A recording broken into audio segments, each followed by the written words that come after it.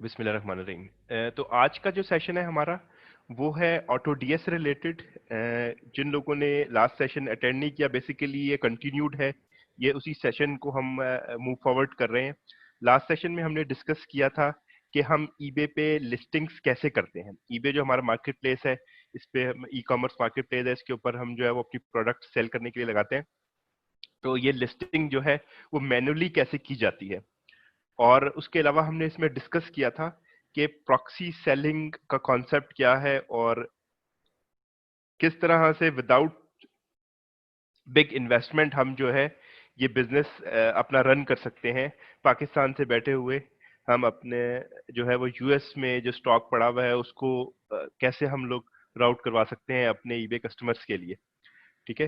तो proxy selling का जो लोग नए जिन्होंने ज्वाइन इन किया उनके लिए थोड़ा सा रिकैप कर देता हूँ। प्रॉक्सी सेलिंग एक कॉन्सेप्ट ये है कि हमारे जो अमेजन पे सेलर्स हैं, एफबीए सेलर्स, जिनका स्टॉक अमेजन पे लिस्ट हुआ हुआ है और वो अमेरिका के अमेजन के वेयर हाउस में पड़ा होता है, ये लोग हमारे इस ग्रुप में आके अपनी लिस्टिंग्स को ऑफर करते हैं कि आप ईबे के ऊपर हमारी इस प्रोडक्ट को लिस्ट कर लें, और आप इसको से कि उन्होंने $15 पे वो अपनी अमेजन पे सेल कर रहे हैं, तो वो मे बी आपको 12 या $10 पे ऑफर करते हैं कि ये $10 पे आप हमसे ले लें और आप अपने ईबे पे जाके इसको सेल कर लें।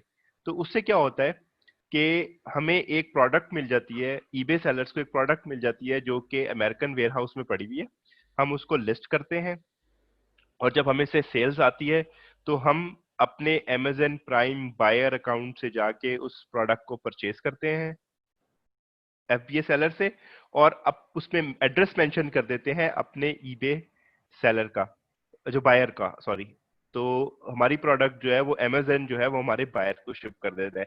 सनी अली साहब की इसके ऊपर वीडियोस हैं प्रॉक्सी सेलिंग के कॉन्सेप्ट को, जो जिन स्टूडेंट्स जो नए बूट कैंप में जिन्होंने ज्वाइन किया है, रिसेंटली ज्वाइन किया है, जो इस कॉन्सेप्ट से अवेयर नहीं है, वो अमेजन एफबीए पाकिस्तान के ऊपर जो है वो प्रॉक्सी सेलिंग की वीडियोस अवेलेबल हैं, उनको देख लें। प्लस जो लास्ट सेशन हुआ है उसमें ये बड़ी डिटेल डिस्कशन हुई है, उसको देख लें तो आपको थोड़ा सा आइडिया क्लियर हो जाएगा।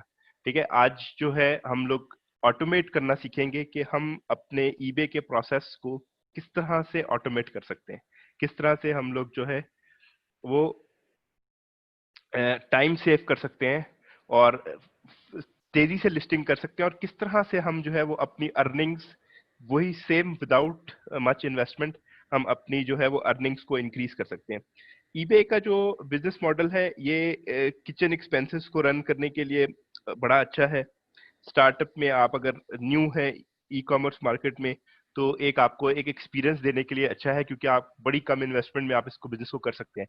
जब आप अमेजन के बिजनेस पे जाते हैं तो वो एक लॉन्ग टर्म, एक बड़े बेनिफिट वाला एक एसेट नेचर का एक बिजनेस है जिसमें आपका कोई एसेट बनता है। ईबे का ये है कि आप बस जब तक इसमें एक्टिव रहेंगे, जब तक आप अपना दिन का एक मेजर पोर्शन इसके अंदर स्पेंड करते रहेंगे, तो आप इससे जो है वो अच्छी अर्निंग ले सकते हैं। अच्छा, अब स्टार्ट में करना चाहूंगा कि हमने बेसिकली आज तो सेशन में हमने समझना ये है कि ऑटो डीएस का सेटअप कैसे होता है, किस तरह से उसमें हम लोग जो है वो सेटिंग्स करेंगे और हम अपने प्रोसेस को ऑटोमेट किस तरह कर सकते हैं। लेकिन थोड़ा सा जो हमारा ग्रुप का पर्पस था, इसी प्रॉक्सी सेलर का ग्रुप का जो पर्पस था उसको मैं थोड़ा सा दोबारा रीडिफाइन करना चाहता हूँ कि हमने ये ग्रुप बनाया था और इसका क्राइटेरिया ये था कि जो शख्स विद इन 24 आवर्स में लिस्टिंग कर सकता है ईबे के ऊपर, अमेजन एफबीए सेलर से लेके अपने ईबे पे लिस्ट कर सकता है, हम सिर्फ उसको एंटर करते थे। और पहला क्वालिफाइंग क्राइटेरिया ये था कि हम उनको एक सैंपल लिस्टिंग देते थे।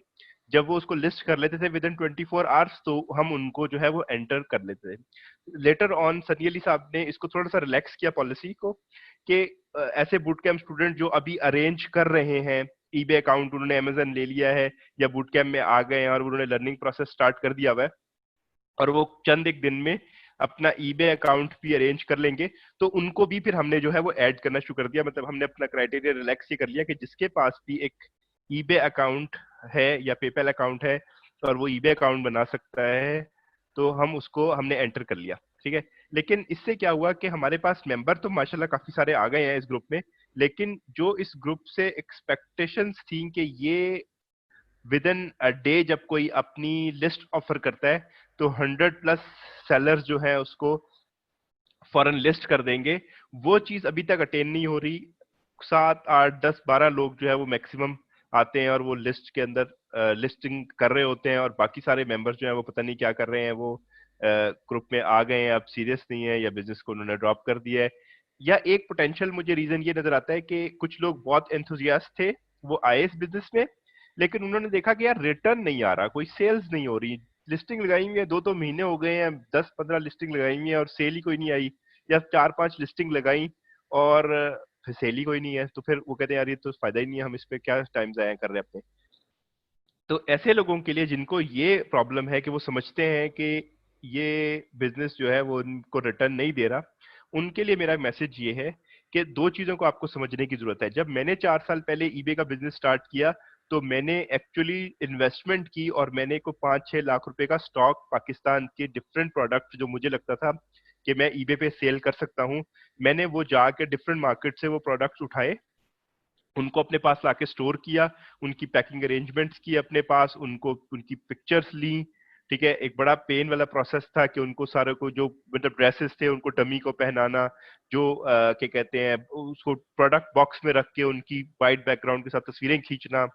ठीक है, फिर उसके बाद उनकी मैनुअली हर चीज की लिस्टिंग बनाना, टाइटल बनाना, डिस्क्रिप्शन लिखना, उनकी मेजरमेंट्स लेना, मतलब एक बड़ा पेनफुल टास्क था। एक दिन में हद 3 4 प्रोडक्ट्स को शायद मैं पूरे दिन में कर पाता था और वो मैं जाके लिस्ट करता था, प्लस मैंने इन्वेस्टमेंट की भी थी।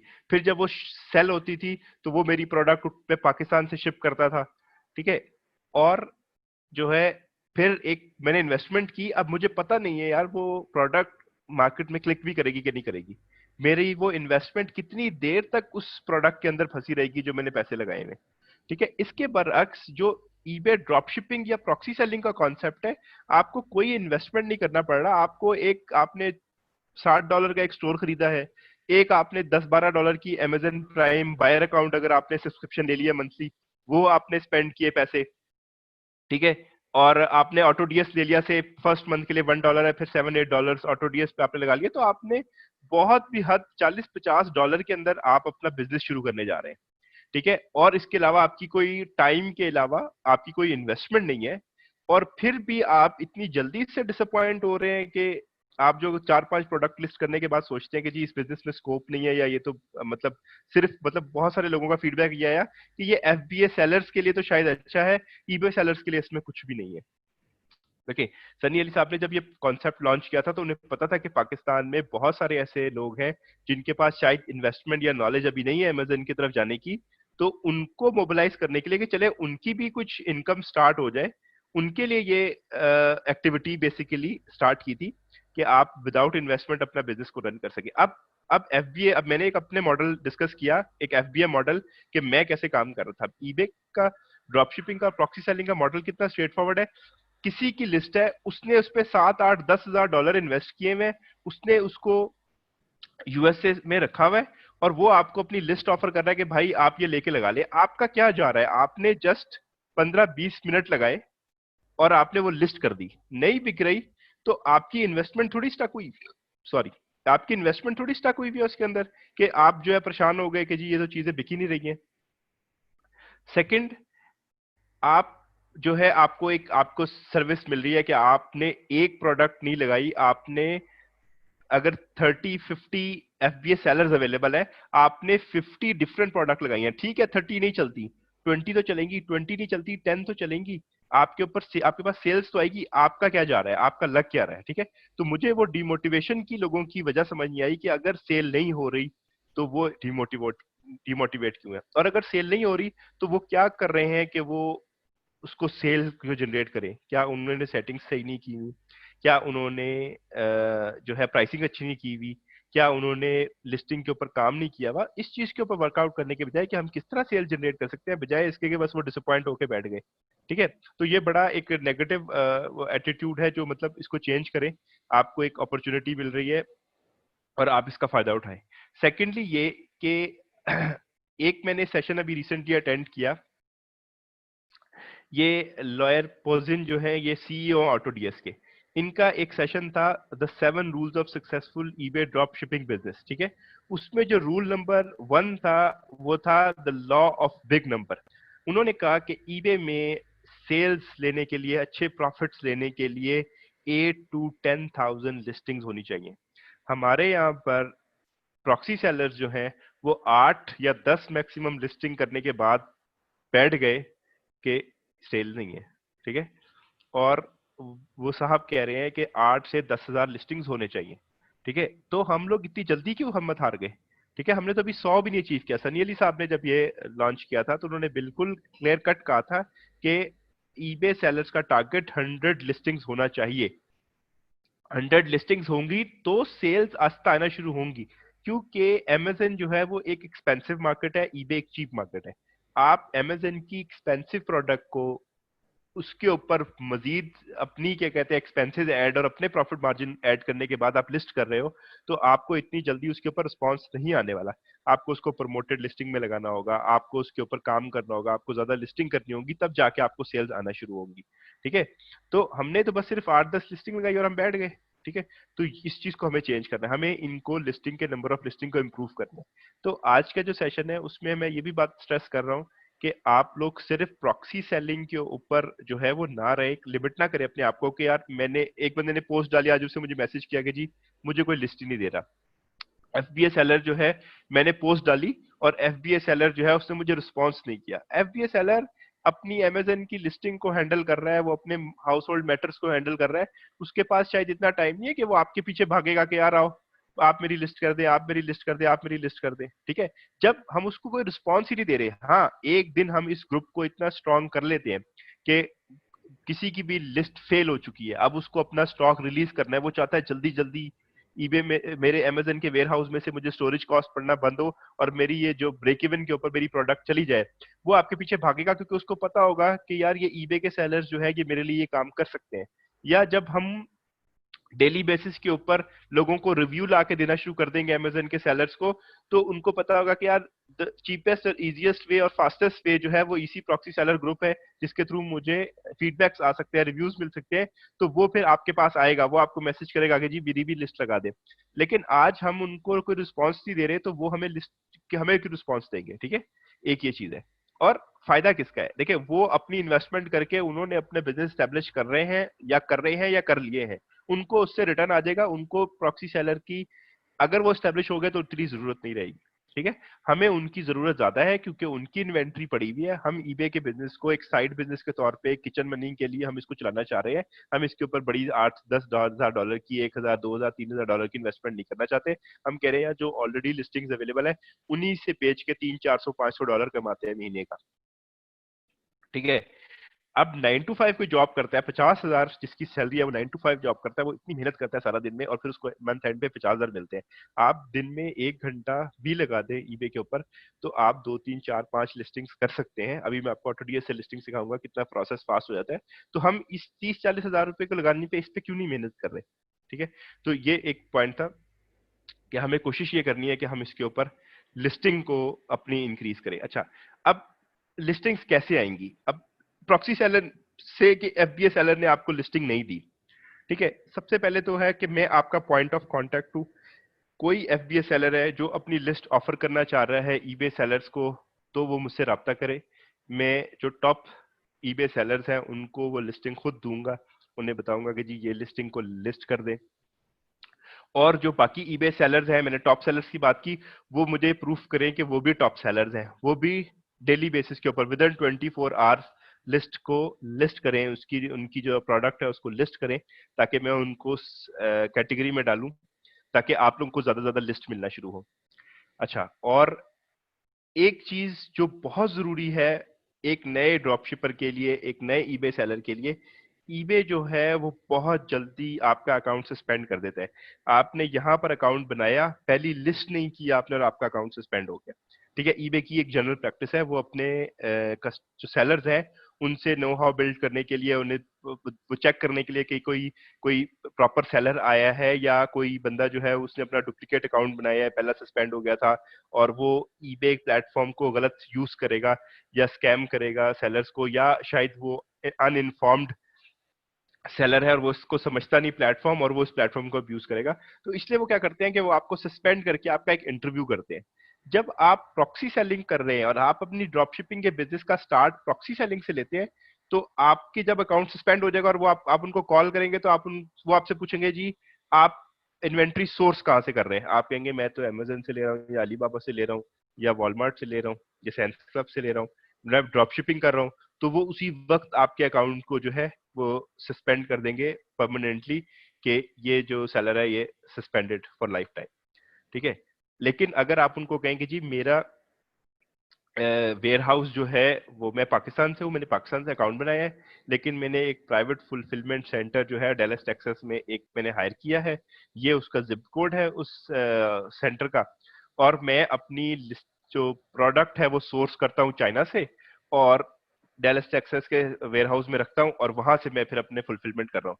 वो कहता है भाई आप जरा मुझे अपनी इनवाइसेस भेज दें कि आपने ये सोर्स किधर से किया है। ठीक है। अब उसने आपसे इनवाइस मांग ली। अब आप ये बात सोचें कि अब आपको इनवाइस चाहिए, कहां से मिलेगी आपको इनवाइस? कैसे आपको पता चलेगा कि आपकी प्रोडक्ट जो आपने लिस्ट की है वो किस वेयर हाउस में थी? कैसे आपने बोल दिया डेलस टेक्सास? वो आपने ऐसे बोल दिया कि जो आपका एफबीए सेलर है, जब आप उसकी प्रोडक्ट लिस्ट कर रहे हैं और कल को आप उसके पास जाते हैं या आप मेरे पास आते हैं कि जैन भाई ईबे ने अकाउंट सस्पेंड कर दिया है, मुझे जो है इनके वेयर हाउस की डिटेल्स चाहिए। ठीक है, मैं उनको कॉन्टेक्ट करता हूँ, मैं कहता हूँ जी आप मुझे अपने वेयर हाउस की तस्वीरें भेज दें, अपनी इनवाइसेस भेज दे। उसमें मैंने मोहित हनीफ साहब का नाम जो है वो एडिट किया कि मोहित हनीफ साहब को चाइना से उन्होंने ये परचेज किया प्रोडक्ट, और इन्होंने 1000 पीस जो है वो एक किसी वेयर हाउस में डंप किए हुए। ठीक है, तो आपको एक बैकिंग मिल जाती है, आपको एक बकायदा business plan with solid invoicing, और आपको वो प्रूफ मिलता है कि आपका अकाउंट जो आपका नया अकाउंट था और वो सस्पेंड हो गया था, और आपको पूरी उसकी एक सपोर्ट मिल जाती है। ठीक है, तो आप अपना स्टार्ट प्रॉक्सी सेलिंग से ले, फिर बेशक अपने आप को लिमिट ना करें, फिर ड्रॉप शिपिंग में जाएं, फिर जितने भी प्रॉक्सी सेलर जो एफबीए सेलर उनकी प्रोडक्ट लिस्ट करने के साथ आप 100 200 500 10,000 लिस्टिंग्स कर दें ड्रॉप शिपिंग में। क्या होगा कि आपके पास एक बैकिंग थोड़ी सी होगी। ठीक है, आपको आपका अकाउंट जो है वो इनिशियल सस्पेंशन से निकल के आगे चला जाएगा, और फिर आप उसके ऊपर काम करें, क्योंकि eBay by law drop shipping को डिस्करेज नहीं करता, वो बैन नहीं है वहां पर ड्रॉप शिपिंग करना, ड्रॉप शिपिंग बैन नहीं है। लेकिन ईबे ये नहीं चाहता कि कोई अनइन्फॉर्म्ड सेलर जो है वो उस प्लेटफॉर्म को आके अब्यूज कर दे, उसको पता ना हो कि काम कैसे होता है, बस पता चला अच्छा जी ईबे से भी कमाई हो सकती है, लिस्ट लगा के बैठ गए, ऑर्डर आया भी 10 दिन हो गए, चेक ही नहीं किया खोल के कि भाई ऑर्डर आया हुआ है। तो जो आप अब बायर के पर्सपेक्टिव से सोचें कि अगर बायर ने कोई चीज बाय की है और उसको वो 10 दिन तक कोई बता ही नहीं रहा उसको कि ये वो प्रोडक्ट शिप हुई नहीं हुई, करनी है नहीं करनी है, ठीक है, तो उसका क्या इम्पैक्ट जाएगा सेलर के टुवर्ड्स और टुवर्ड्स मार्केट? वो कहेगा यार ईबे मार्केट ही खराब है। तो वो नहीं चाहते ईबे कि आप जो है इस तरह की सेलिंग करें और उनके प्लेटफॉर्म को यूज करें। तो इसलिए वो चाहते हैं कि सॉलिड सेलर्स आए। तो जब एक स्टेब्लिश्ड बंदा होता है वो सेल्स करना शुरू हो जाता है, उसके पास फीडबैक्स आना शुरू हो जाते हैं, तो ईबे को पता चल जाता है कि यार इसकी प्रोडक्ट और इसकी सर्विस से कस्टमर सेटिस्फाइड है। कल को वो ईबे को फोन करके कहते हैं ना कि मैं ड्रॉप शिपिंग कर रहा हूँ, या मेरी कुछ प्रोडक्ट्स जो है वो मेरे पाकिस्तान के वेयर हाउस में पड़ी हुई है, कुछ प्रोडक्ट्स जो है वो मैंने ईबे में वो सॉरी यूएसए में रखी हुई है किसी वेयर हाउस में, और कुछ प्रोडक्ट्स जो है जिनको मैं टेस्ट कर रहा था, ये मैंने टेस्ट करने के लिए लगाई थी कि अगर ये प्रोडक्ट मेरी ईबे के ऊपर अच्छी रन करती है तो फिर मैं अपनी बाकी प्रोडक्ट्स की तरह इसको भी सोर्स कर लूंगा, इसको भी मैं मंगवा के डायरेक्ट अपने वेयर हाउस में रखवा लूंगा। तो वहां पर आपके पास एक क्वेश्चन हो जाता है, आपके पास एक क्वेश्चन आपको मिल जाता है कि आप उनसे नेगोशिएशन कर सकते हैं, आप उनको कन्विंस कर सकते हैं कि वो आपका स्टोर सस्पेंड ना करें, आप ड्रॉप शिपिंग कर रहे हैं वो आपका स्टोर सस्पेंड ना करें। तो ये सब चीजें जो है ये मेरे जो एक पॉइंट था कि हमें थोड़ा सा इस मैटर को थोड़ा सा सीरियसली लेना होगा कि प्रॉक्सी सेलिंग का जो ग्रुप है आप उसमें ऐड हैं, आपको प्रिविलेज मिल रहा है, आपको ये इन्फॉर्मेशन मिल रही है। आज का सेशन हम कंडक्ट कर रहे हैं, फिर 24/7 की मेरी सपोर्ट में आपको गारंटी करता हूँ इंशाल्लाह। आपको ईबे के अंदर कोई भी किसी किस्म की प्रॉब्लम आती है आप मुझे मैसेज करें, कॉल करें, ग्रुप में पोस्ट करें। ग्रुप में पोस्ट करने का बेनिफिट ये मिलता है कि आपका एक क्वेश्चन जो है, बहुत सारे लोग शाय होते हैं या उनको आपके क्वेश्चन से उनको कोई चीज समझ आ जाती है जब हम उसका आंसर कर रहे होते हैं, तो ग्रुप के ऊपर क्वेश्चन पोस्ट करें ताकि हम अपनी कम्युनिटी को और सारों की इसमें बेनिफिट हो। अच्छा, अब आ जाते हैं ऑटो डीएस पे। ऑटो डीएस बेसिकली क्या है? ऑटो डीएस एक टूल है जो हमें 2-3 बड़े मेजर बेनिफिट्स प्रोवाइड कर रहा है। ड्रॉप शिपिंग बिजनेस को जो पहले जानते हैं या जिन्होंने थोड़ी सी इंफॉर्मेशन ली हुई है, मैं इसको as a eBay season seller, मैं 4 साल से ईबे पे काम कर रहा हूँ, 4-5 साल से। मुझे ड्रॉप शिपिंग आज भी खतरनाक लगती है। वो क्यों लगती है? क्योंकि मुझे आदत हुई हुई है कि प्रोडक्ट मेरे वेयर हाउस में पड़ी हुई है, मुझे एग्जैक्ट नंबर ऑफ पीसेस पता है कि कितने पड़े हुए हैं, उनकी क्वालिटी का मुझे पता है, और मैं वो प्रोडक्ट जो है वो सेल कर रहा हूँ। तो मुझे पता है कि जब मेरी प्रोडक्ट खत्म हो जाएगी मैं उसको डीलिस्ट कर दूंगा। जब हम ड्रॉप शिपिंग कर रहे होते थे तो सबसे बड़ा प्रॉब्लम ये आता था कि आपने अमेजन से कोई प्रोडक्ट उठाई और ईबे पे लिस्ट कर दी, आपकी प्रोडक्ट बिक गई, और आपने जाके देखा कि अमेजन पे वो प्रोडक्ट अवेलेबल ही नहीं है। ठीक है, अब आपको ऑर्डर कैंसिल करना पड़ेगा, या आपको वो प्रोडक्ट कहीं और से लेनी पड़ेगी। से कि अमेजन में वो आपको $10 की मिल रही थी, आप जाके किसी और सेलर से देखते हैं तो अब कोई ऐसा सेलर ही नहीं है जो $10 की बेच रहा है। आपने खुद $15 की लगाई थी, अब $18 की आपको मिल रही है। ठीक है, ये प्रॉब्लम आते थे। दूसरा ये प्राइस चेंज का, कि आपने प्रोडक्ट लगाई, आपने देखा, प्रोडक्ट हंट की, आपने देखा कि यार एक प्रोडक्ट $20 की लगी हुई है, आपने उसको ईबे पे $30 की लगा दिया। ठीक है, कल को जाके आपने देखा कि वो तो वहां पे डिस्काउंट पे उसने उस वक्त प्रमोशन लगाई हुई थी, जब आपने वो लिस्टिंग चेक की है, अब वो तो प्रोडक्ट ही उसने $50 की कर दी है, तो अब आप तो लॉस में चले गए। ठीक है, उसके बाद ये इश्यूज आते थे। ठीक है, फिर ये है कि जब आप अगर 10 आइटम्स है तो शायद आप दिन में एक दफा, बहुत आप केयरफुल भी, आप दिन में एक दफा देख लेंगे यार प्राइसिंग तो चेंज नहीं हुई, क्या वो उनका स्टॉक अवेलेबल है कि नहीं। लेकिन we are talking about 100 listings, 200 listing, 500 listing, आप उसको ट्रैक नहीं कर सकते। देन एक प्रॉब्लम ये आता था कि आपने प्रोडक्ट लेके लगा तो दी, अब आपको यही नहीं पता कि यार ये मैंने कहाँ से पिक की थी, ये मैंने वॉलमार्ट से उठाई थी लिस्टिंग या अमेजन से उठाई थी। अच्छा, अमेजन से उठाई थी तो किस सेलर की मैंने प्राइस को चेक किया था, या किस सेलर की मैंने प्रोडक्ट लगाई हुई थी, अब वो प्रोडक्ट ही नहीं मिल रही। आपने 100 लिस्टिंग की हुई, अब आप प्रोडक्ट ढूंढ रहे हैं कि यार परचेज कहाँ से करूं। तो ऑटो डीएस जो है वो आपको यहाँ पर आके हेल्प करता है कि वो एक मॉनिटरिंग टूल है। ऑटो डीएस आपके स्टॉक्स को मॉनिटर रखता रहता है। जैसे ही वो देखते हैं कि ईबे के, अमेजन के ऊपर या वॉलमार्ट के ऊपर वो प्रोडक्ट जो है वो एंड हो गई है, या आपने मेंशन कर दिया कि जब अमेजन में 5 रह जाएं तो मेरी लिस्ट को डीलिस्ट कर दो या जीरो कर दो स्टॉक को, तो जो ऑटो डीएस है वो जैसे ही वो नंबर आएगा या जैसे ही वो लिस्ट जीरो हो जाएगी, वहां पे आउट ऑफ स्टॉक हो जाएगी, तो वो आपकी लिस्ट में ऑटोमेटिकली उसको जीरो शो कर देगा।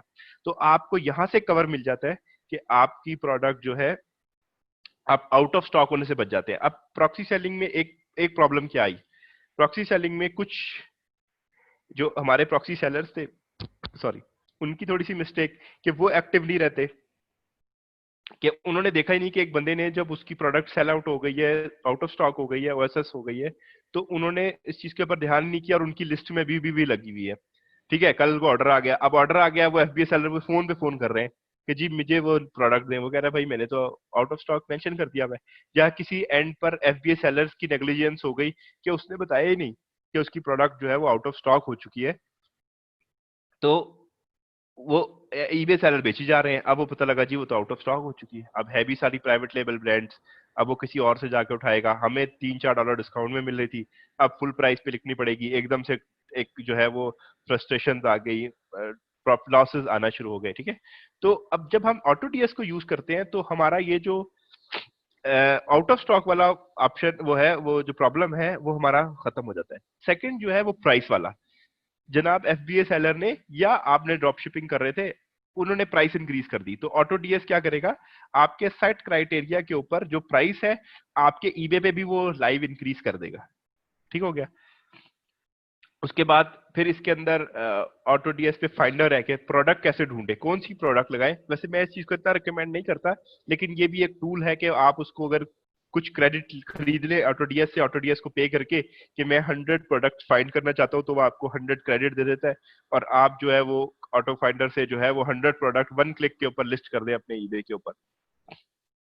उसके अलावा ये क्या है, एक लिस्टिंग टूल भी है। अभी मैं आपको जस्ट डेमोन्स्ट्रेट करूंगा कि कितना इजीली हम ऑटो डीएस से अपनी लिस्टिंग जो है वो, लास्ट मैंने आपको सिखाई थी मैनुअल लिस्टिंग, अब मैं आपको बताऊंगा कि ऑटोमेटिकली लिस्टिंग किस तरह से हम लोग इसके ऊपर लेकर आ सकते हैं। ठीक है, उसके अलावा ये एक ऑर्डरिंग टूल भी है। आप क्या कर सकते हैं कि अगर आपका ड्रॉप शिपिंग का बिजनेस अच्छा चल गया है तो आप इनका एक ऑटो ऑर्डरिंग टूल भी परचेज कर सकते हैं, और उसमें क्या होता है कि जब आपके पास ऑर्डर आएगा तो ऑटो डीएस खुद से उस ऑर्डर को परचेज कर लेगा जाके, जहां से आपने वो प्रोडक्ट सोर्स की थी, और उसके अलावा फिर वो आपकी जो है वो कस्टमर की इंफॉर्मेशन भी दे देगा अमेजन को, और वहां से ट्रैक नंबर लेके आपके ईबे पे, मतलब वो फुल्ली ऑटोमेट पे चला जाएगा। आपने बस प्रोडक्ट हंट करनी है और इसको देनी है कि भाई ये प्रोडक्ट लगा दो, और वो फिर सारा काम खुद से करना शुरू कर देगा। तो ये इस किस्म का टूल है। हाँ, इसमें कुछ फ्लॉज है, अभी भी कुछ इसमें इंप्रूवमेंट्स चल रही है, लेकिन फिर भी ड्रॉप शिपिंग के लिए जो पहले बहुत ज्यादा टाइम कंज्यूमिंग टास्क था, अब वो ऑटो डीएस की हेल्प से जो है वो काफी इसको उन्होंने क्या कहते हैं रिलैक्स कर दिया, कि हम इसमें जो है वो बड़ी फ्रीडम हमें मिल गई है। हमें हर वक्त, पहले तो ईबे का या ऑटो ड्रॉप शिपिंग का बिजनेस ऐसे था कि आपको बस नींद नहीं आ रही थी, और 15-15 घंटे जिसका अच्छा बिजनेस स्टैब्लिश हो गया है, 100 ऑर्डर आ रहे हैं और इधर से परचेज करना है उधर से परचेज करना है, आउट ऑफ स्टॉक्स की प्रॉब्लम्स, प्राइस की प्रॉब्लम्स, उनमें ही हम लोग उलझे रहते थे। लेकिन जब से ये ऑटोडीएस टूल है, बाकी और भी टूल्स है, लेकिन इसको हम यूज कर रहे हैं और ये काफी अच्छे इसकी परफॉर्मेंस है, तो ये इससे बड़ी एक हमें हेल्प हो गई। अच्छा, अब आ जाते हैं कि ऑटोडीएस सेटअप कैसे करने हैं। सिंपली आप ऑटोडीएस जब ओपन, जिनके पास सब्सक्रिप्शन नहीं है वो ऑटोडीएस के ऊपर जाएंगे, autods.com पे जाएंगे, ठीक है, और वहां पे जाके अपना अकाउंट बना लेंगे। उस पीसी को यूज कीजिएगा जिससे आप पेपैल एक्सेस कर सकते हैं। लाइक कुछ लोग वीपीएस यूज कर रहे हैं, कुछ लोग जो है वो मामू का टीम व्यूअर यूज कर रहे हैं, क्योंकि आप लोगों को पता है कि पेपैल पाकिस्तान में अलाउ नहीं है।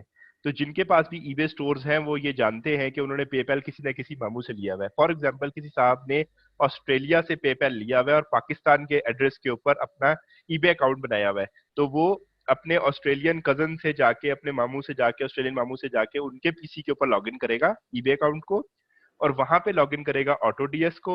ऑटोडीएस पे वो अपना अकाउंट बनाएगा, बेसिक इन्फॉर्मेशन एंटर करेगा, और ऑटोडीएस फिर उसको कहेगा कि जी आपको $1 फी पे करनी है। फर्स्ट मंथ ऑटोडीएस का $1 है, ठीक है। आप उसको कहेंगे जी मुझे ऑटोडीएस का $1 का पैकेज चाहिए, आप वो ऑटोडीएस जो है वो आपसे पेपैल को कनेक्ट करने को बोलेगा।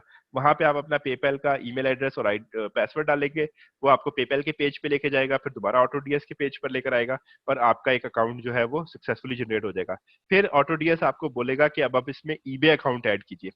फिर आप उसको अपना ईबे अकाउंट की इंफॉर्मेशन देंगे तो वो आपके अकाउंट में लॉगिन करेगा, और वहां से अपना जो है लिंक सेटअप कर लेगा, क्योंकि ये हम एक टूल को एक्सेस दे रहे हैं कि वो हमारे बिहाफ पे हमारे ईबे अकाउंट को एक्सेस कर सकता है। ठीक है, सेफ है, आप इसको कर सकते हैं।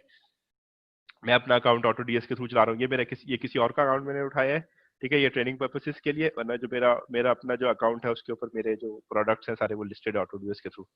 ठीक है जी। जब आपका अकाउंट सेटअप हो जाता है, किसी को प्रॉब्लम आए वो मुझसे पूछ सकता है कि अगर उसका अकाउंट सेटअप में उसको प्रॉब्लम हो तो वो उसको मुझसे पूछ ले। अगर अगर ज्यादा लोगों को प्रॉब्लम आ रही होगी तो फिर मैं कोशिश करूंगा कि मैं एक वीडियो बना दूं या नेक्स्ट सेशन कर दूं जिसके ऊपर मैं इसको कैसे सेटअप करना है, मतलब साइन अप कैसे करना है। बिल्कुल बड़ा सिंपल प्रोसेस है, लेकिन फिर भी अगर अगर प्रॉब्लम होगी तो मैं इसको टेक केयर कर लेंगे इसकी। अच्छा, जब आपने ऑटो डीएस को साइन अप कर लिया तो एक आप इस पेज पे आ जाएंगे। एक्टिव लिस्टिंग आपकी 0 होगी। अगर आपके ईबे स्टोर के ऊपर ऑलरेडी लिस्टिंग्स अवेलेबल हैं तो वो आपको यहां से दिखाएगा कि आपकी इतनी सारी लिस्टिंग जो है वो आपने अदर देन ऑटो डीएस की है, यानी कि मैनुअल की हुई है। ठीक है, तो वो आपको यहाँ पे शो कर देगा। ये इसका बेसिकली डैशबोर्ड है। हम सबसे पहले सेटिंग्स में आके इसकी कुछ सेटिंग्स करते हैं ऑटो डीएस को यूज करने से पहले। अच्छा जी, अब ये यहाँ पर जो सेटिंग है इसमें क्या कहते हैं, एज सच तो कोई खास वो नहीं है। एक चीज जो यहाँ पर इंफॉर्मेशन इंपॉर्टेंट दे रहा है वो दे रहा है आपका वेयर हाउस लोकेशन। ठीक है, कि आपका अकाउंट जो है वो फॉर एग्जांपल यूनाइटेड स्टेट से आप लोगों ने अकाउंट बनाया हुआ है, तो किस लोकेशन से बनाया हुआ है आप वो यहाँ पे लोकेशन मेंशन कर दें। ठीक है, और उसके अलावा आप यहाँ पे अपनी फी परसेंटेज मेंशन कर देते हैं कि आपको ईबे पे सेल करने के लिए कितना फी पे करना पड़ती है। कुछ लोग जो है वाटरमार्क यूज करते हैं तो वो यहाँ पे वाटरमार्क को अपडेट कर सकते हैं। अच्छा, इसको स्टार्ट करने से पहले मैं एक चीज आपको बता दूं कि ईबे में जब आप सेल्स करते हैं और ऑटोडीएस को यूज कर रहे हैं, या आप मैनुअल लिस्टिंग भी करते हैं, आप ऑटोडीएस को यूज नहीं करते, तो आपको एक कैलकुलेशन करना होती है ब्रेक इवन। ब्रेक इवन क्या है कि आपने एक अमेजन से एक लिस्ट उठाई $10 की, ठीक है। अब आप उसको कितने पे लिस्ट करेंगे? आपको कम से कम जब आप सेल करते हैं तो ईबे आपसे 10% जो है वो फाइनल वैल्यू फी के नाम से एक फी चार्ज करता है कि आप ईबे का प्लेटफॉर्म यूज कर रहे हैं, आप ईबे को ये पे करते हैं उनका प्लेटफॉर्म यूज करने के लिए, कि जब भी आपकी सेल्स होंगी आपकी सेल का 10% ईबे ले जाएगा। उसके अलावा जब आपको वो पेमेंट उसकी रिसीव होगी तो वो पेमेंट के लिए आपने एक अलग से कंपनी से कॉन्ट्रैक्ट किया हुआ है जिसका नाम पेपैल है। वो पेपैल आपसे उस सेल के ऊपर 2.9%, ये यूएस के लिए बात कर रहा हूँ, 2.9% प्लस 30 सेंट्स जो है वो आपसे पेपैल ले जाएगा अगर यूएस अकाउंट है। अगर यूके अकाउंट है तो वो करेंसी कन्वर्जन भी चार्ज कर सकता है। यूएई बेस्ड अकाउंट है तो उसकी फी परसेंटेज अलग है। ऑस्ट्रेलिया बेस्ड अकाउंट है तो वो आपको सबको चेक करना है कि मेरा पेपैल मुझे क्या चार्ज करता है। अगर आपको नहीं कंफर्म है तो आप अपने मामू को फोन करेंगे, उन्हें कहेंगे कि जी पेपैल से फोन करके पता कर लें कि मैं यूएस मार्केट में सेलिंग करने जा रहा हूँ, मेरी पेपैल की फी कितनी होगी, फाइनल वैल्यू फी। ठीक है, वो आपको पता करके बता सकते हैं। उसके बाद हम क्या करते हैं कि हम अपनी प्रोडक्ट क्योंकि एक्सपेंसिव सेल कर रहे होते हैं तो हम ईबे को नॉर्मली एक एडवांटेज भी देते हैं, ईबे को हम एक कमीशन देते हैं, ईबे को हम एक मोटिवेशन कह सकते हैं कि देते हैं कि हमारी प्रोडक्ट सेल हो। हम ईबे को जो है वो कमीशन के तौर पे फर्दर कुछ परसेंटेज भी पे करते हैं। 10% उसने हर एक से चार्ज करना है। हम क्या करते हैं, हम 2%, 3%, 5%, 10% डिपेंडिंग अपॉन योर प्रोडक्ट, और आपकी वो लिस्ट खुद की है या आप किसी के लिए ड्रॉप शिपिंग कर रहे हैं, और आपकी वो कैलकुलेशन के ऊपर डिपेंड करता है कि आप प्रमोशन ईबे को कितना परसेंट देना चाहते हैं। उसके अलावा क्या होता है कि जब आप अमेजन से जाके कोई चीज परचेज करते हैं तो अक्सर अमेजन उसके ऊपर आपको टैक्स भी चार्ज कर रहा होता है। आप जब देखते हैं कि जी आपने एक प्रोडक्ट अमेजन पे देखी, ठीक है, और जब आप उसको परचेज करने के लिए गए, जब उसको ऐड टू कार्ट किया तो पता चला $5-6 का जो है उसके ऊपर टैक्स भी था। ठीक है, तो हम क्या करते हैं, हमने एक रफ फिगर एस्टिमेट की हुई है कि आप 6% जो है वो एक रफली एक टैक्स का ले लें, सेल टैक्स का, और हमने इन सारों को एडअप किया तो तकरीबन 19.90 या से 20% जो है वो आपका ब्रेक इवन बनता है कि आपने प्रोडक्ट में 20% तो रिकवर करना ही करना है, तब विदाउट प्रॉफिट होंगे। ब्रेक इवन का मतलब है नो प्रॉफिट नो लॉस। आपने $10 की प्रोडक्ट परचेज की, आपको उसके ऊपर 20% तो रखना ही रखना है। आप गालबन ये प्रोडक्ट जो है वो लगाएंगे, से कि आप ये प्रोडक्ट लगाएंगे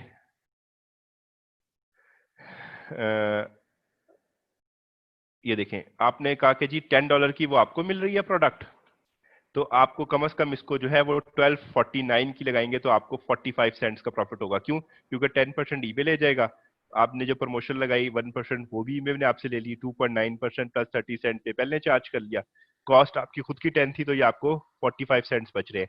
अगर आप ब्रेक इवन कैलकुलेट करना चाहते हैं तो इसका आप 12 चेक कर लें। हाँ, 12 पे आपको ऑलमोस्ट नो प्रॉफिट है। ठीक है, कम से कम आपको 12 जो है वो प्राइस सेट करना है। ठीक है, 12 पे बेचेंगे आपको कोई प्रॉफिट नहीं है। फिर इसके ऊपर आपने अपनी एक प्रॉफिट परसेंटेज अप्लाई करनी होती है कि अच्छा यार मैंने कितना लेना चाहता हूँ, 10 लेना चाहता हूँ, 20 लेना चाहता हूँ। तो ये पेमेंट मेथड है। ईमेल एड्रेस आप अपना जिससे आपने ऑटो डीएस का अकाउंट बनाया है, ये वहां पे ईमेल एड्रेस आपको शो कर रहा है। आपका पेमेंट मेथड, आपने जब ऑटो डीएस का अकाउंट लिया आपने किसी क्रेडिट कार्ड के थ्रू लिया है, यहाँ से आप अपना सब्सक्रिप्शन प्लान चेंज कर सकते हैं। मैंने इस अकाउंट के ऊपर जस्ट स्टार्टेड एक सब्सक्रिप्शन प्लान है जिसमें मुझे 100 लिस्टिंग का मॉनिटर मिलता है। मैं 100 लिस्टिंग तक ईबे की 100 लिस्टिंग्स को मॉनिटर कर सकता हूँ कि वो आउट ऑफ स्टॉक तो नहीं जा रही, उनकी प्राइस चेंज तो नहीं हो रही। अगर मुझे मेरी लिस्टिंग से ज्यादा है तो मुझे यहाँ से अपना प्लान चेंज करना होगा। इस जगह पर आके ये सेटिंग्स के मैं टैब में हूँ, यहाँ पे आके मैं अपने ईबे अकाउंट ऐड कर सकता हूँ। से कि मेरे 3 ईबे अकाउंट चल रहे हैं, मेरे चल रहे हैं 3 अकाउंट, 3 मेरे ईबे अकाउंट चल रहे हैं, तो मैं एक ही ऑटो डीएस की विंडो से सेंटरली उन तीनों अकाउंट्स को मैनेज कर सकता हूं। ठीक है, अच्छा उसके अलावा अगर मैंने कोई वीए हायर किया हुआ है, वर्चुअल असिस्टेंट हायर किया हुआ है, और मैं उसको लिमिटेड एक्सेस देना चाहता हूं कि वो मेरी लिस्टिंग्स किया करे, तो मैं यहां से उसका अकाउंट ऐड कर सकता हूं। ये है वेरो और कीवर्ड ब्लैकलिस्ट। अच्छा, ये ब्लैकलिस्ट क्या करती है कि जब आप इस लिस्ट के अंदर कुछ कीवर्ड्स ऐड कर देते हैं, तो जब आप उस प्रोडक्ट को लिस्ट कर रहे हैं और अगर आप वो कीवर्ड उसमें यूज करते हैं, या कुछ ऐसे कीवर्ड है लाइक एडिडास है। अब एडिडास जो है वो एक ब्रांड है और आप ब्रांड सेलिंग नहीं कर सकते ईबे पे। ठीक है, जब आप ईबे के ऊपर ब्रांड सेलिंग नहीं कर सकते, ब्रांड सेलिंग से मुराद ये है कि आप एडिडास की रेप्लिका या फेक शर्ट या एडिडास से वो शर्ट आपने जो है वो खुद परचेज की थी और उसको आप एज न्यू करके ब्रांड सेल कर रहे हैं, तो ईबे इसको अलाउ नहीं करता। ठीक है, तो अगर आप उसमें एडिडास का वर्ड ऐड कर देंगे तो मिस्टेकनली, या जब आप ऑटोडीएस फाइंडर यूज कर रहे हैं और वो फिर उस प्रोडक्ट को, उस कीवर्ड की प्रोडक्ट को लिस्ट नहीं करेगा, आपको हाईलाइट कर देगा कि इसमें ये ब्लैकलिस्ट कीवर्ड है। हम एक जगह पे इसको और यूज कर रहे होते हैं, हम साइज के अंदर ब्लैकलिस्ट डाल देते हैं, स्मॉल, मीडियम, लार्ज। ठीक है, हम इनको भी ब्लैकलिस्ट कर देते हैं, उसकी मैं आपको फिर कभी डिटेल में वजह बताऊंगा। लाइक अगर आप ऑटो ग्रैबिंग कर रहे हैं या आप ऑटो फाइंडर से कुछ चीज फाइंड कर रहे हैं, आपने एक लिस्ट उठाई, उस लिस्ट के 3 वेरिएंट थे। ठीक है, आपने उसको एज अ सिंगल लिस्ट लगा दिया और आपके माइंड में वेरिएंट है मीडियम, कि मैंने मीडियम सेल करना है। अगर आपने स्मॉल को और लार्ज को ब्लैक लिस्ट में डाला होगा तो वो उस लिस्टिंग में स्मॉल और लार्ज नहीं लिखेगा। ठीक है, इससे आप सेफ हो जाएंगे कि कल को आपको ऑर्डर आ जाता और बायर समझता जी तो लार्ज भी अवेलेबल है और ये अब इनके फरिश्तों को खबर हो चुकी है कि मुझे लार्ज ही चाहिए, तो ये मुझे लार्ज ही भेजेंगे। ठीक है, ऐसा हो जाता है। सही है, लेकिन ये जरा बात की बात है। फिर पासवर्ड अपना चेंज करना हो तो ये यहाँ पर जो है छोटी सी सेटिंग्स है, बेसिक सेटिंग्स है। अच्छा, जो मेन सेटिंग्स है वो आपकी आके आती है मॉनिटर्स के ऊपर।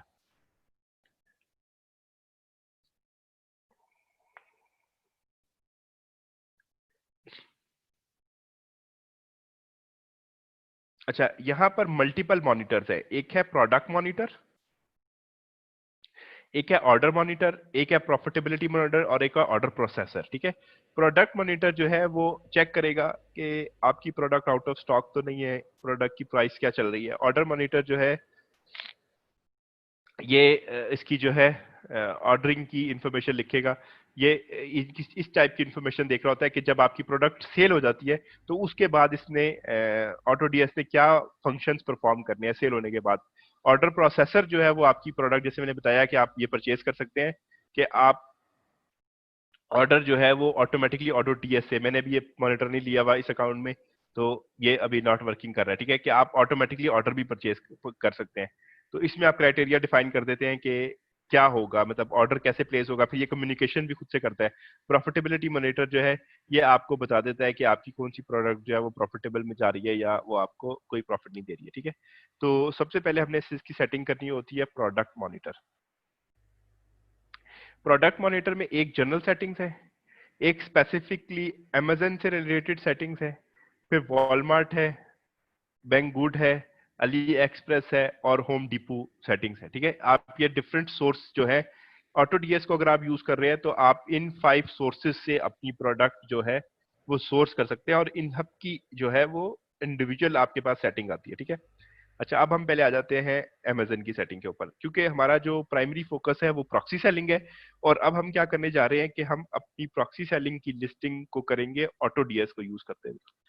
और उसके अलावा हम अमेजन को, जितने भी नए ड्रॉपशिपर है उनके लिए मेरे पास रिकमेंडेशन यही है कि वो सबसे पहले अपना ड्रॉपशिपिंग बिजनेस अमेजन के थ्रू शुरू करें, क्योंकि अमेजन जो है उसमें जो आपको प्रोडक्ट है और उसमें जो आपको सर्विस है वो बड़ी बेहतरीन मिल रही होती है। ठीक है, 2 दिन में, 3 दिन में अगर आपके पास प्राइम अकाउंट है तो 2 दिन में आपको डिलीवर कर देता है। बायर बहुत खुश होता है। आपने 1 to 5 डेज मेंशन किए होते हैं, बायर को तीसरे चौथे दिन जाकर डिलीवरी मिल जाती है।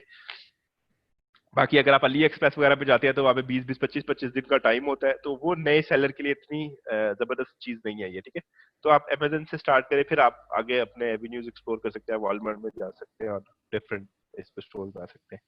अच्छा जी, इन सेटिंग्स को एडिट करने के लिए ये क्लिक एक, इसको हम करते हैं। अब यहाँ पर ये मुझसे पूछ रहा है मेरा ब्रेक इवन क्या है। अमेजन के लिए मेरा ब्रेक इवन क्या है, वो ब्रेक इवन मैंने जस्ट कैलकुलेट किया है कि वो मेरा 19.90 है या से $20 है। तो मैंने जाकर ऑटोडीएस में यहाँ पर मेंशन कर दिया कि मेरा $20 जो है वो मेरा ब्रेक इवन है। ठीक है, अच्छा, 2 किस्म के ब्रेक इवन है, एक है ब्रेक इवन सिंपल और एक है ब्रेक इवन डायनेमिक।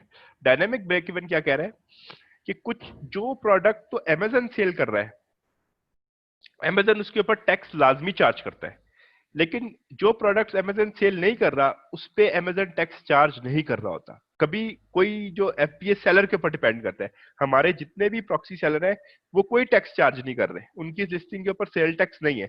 तो हम यहाँ पे डायनेमिक ब्रेक इवन यूज कर सकते हैं और इसमें क्या होगा कि वो जो हमारा 20% अमेजन के लिए होगा क्योंकि हमने कैलकुलेट किया हुआ है, कि ये हमारा 20% बनता है। 10% ईबे का, 2.9% पेपैल का, promotion percentage plus sale tax जो ईबे ने, अमेजन ने हमसे चार्ज करना है, तो ये 20% बनता है। तो अमेजन के लिए हम 20% यूज करेंगे, और जो 6% हमने सेल टैक्स लिखा हुआ था वो 6% हम फिर चार्ज नहीं कर रहे होंगे, क्योंकि वो प्रोडक्ट जो है नॉट सोल्ड बाय अमेजन है, इसलिए हम 14% रख सकते हैं उसको। Excuse me.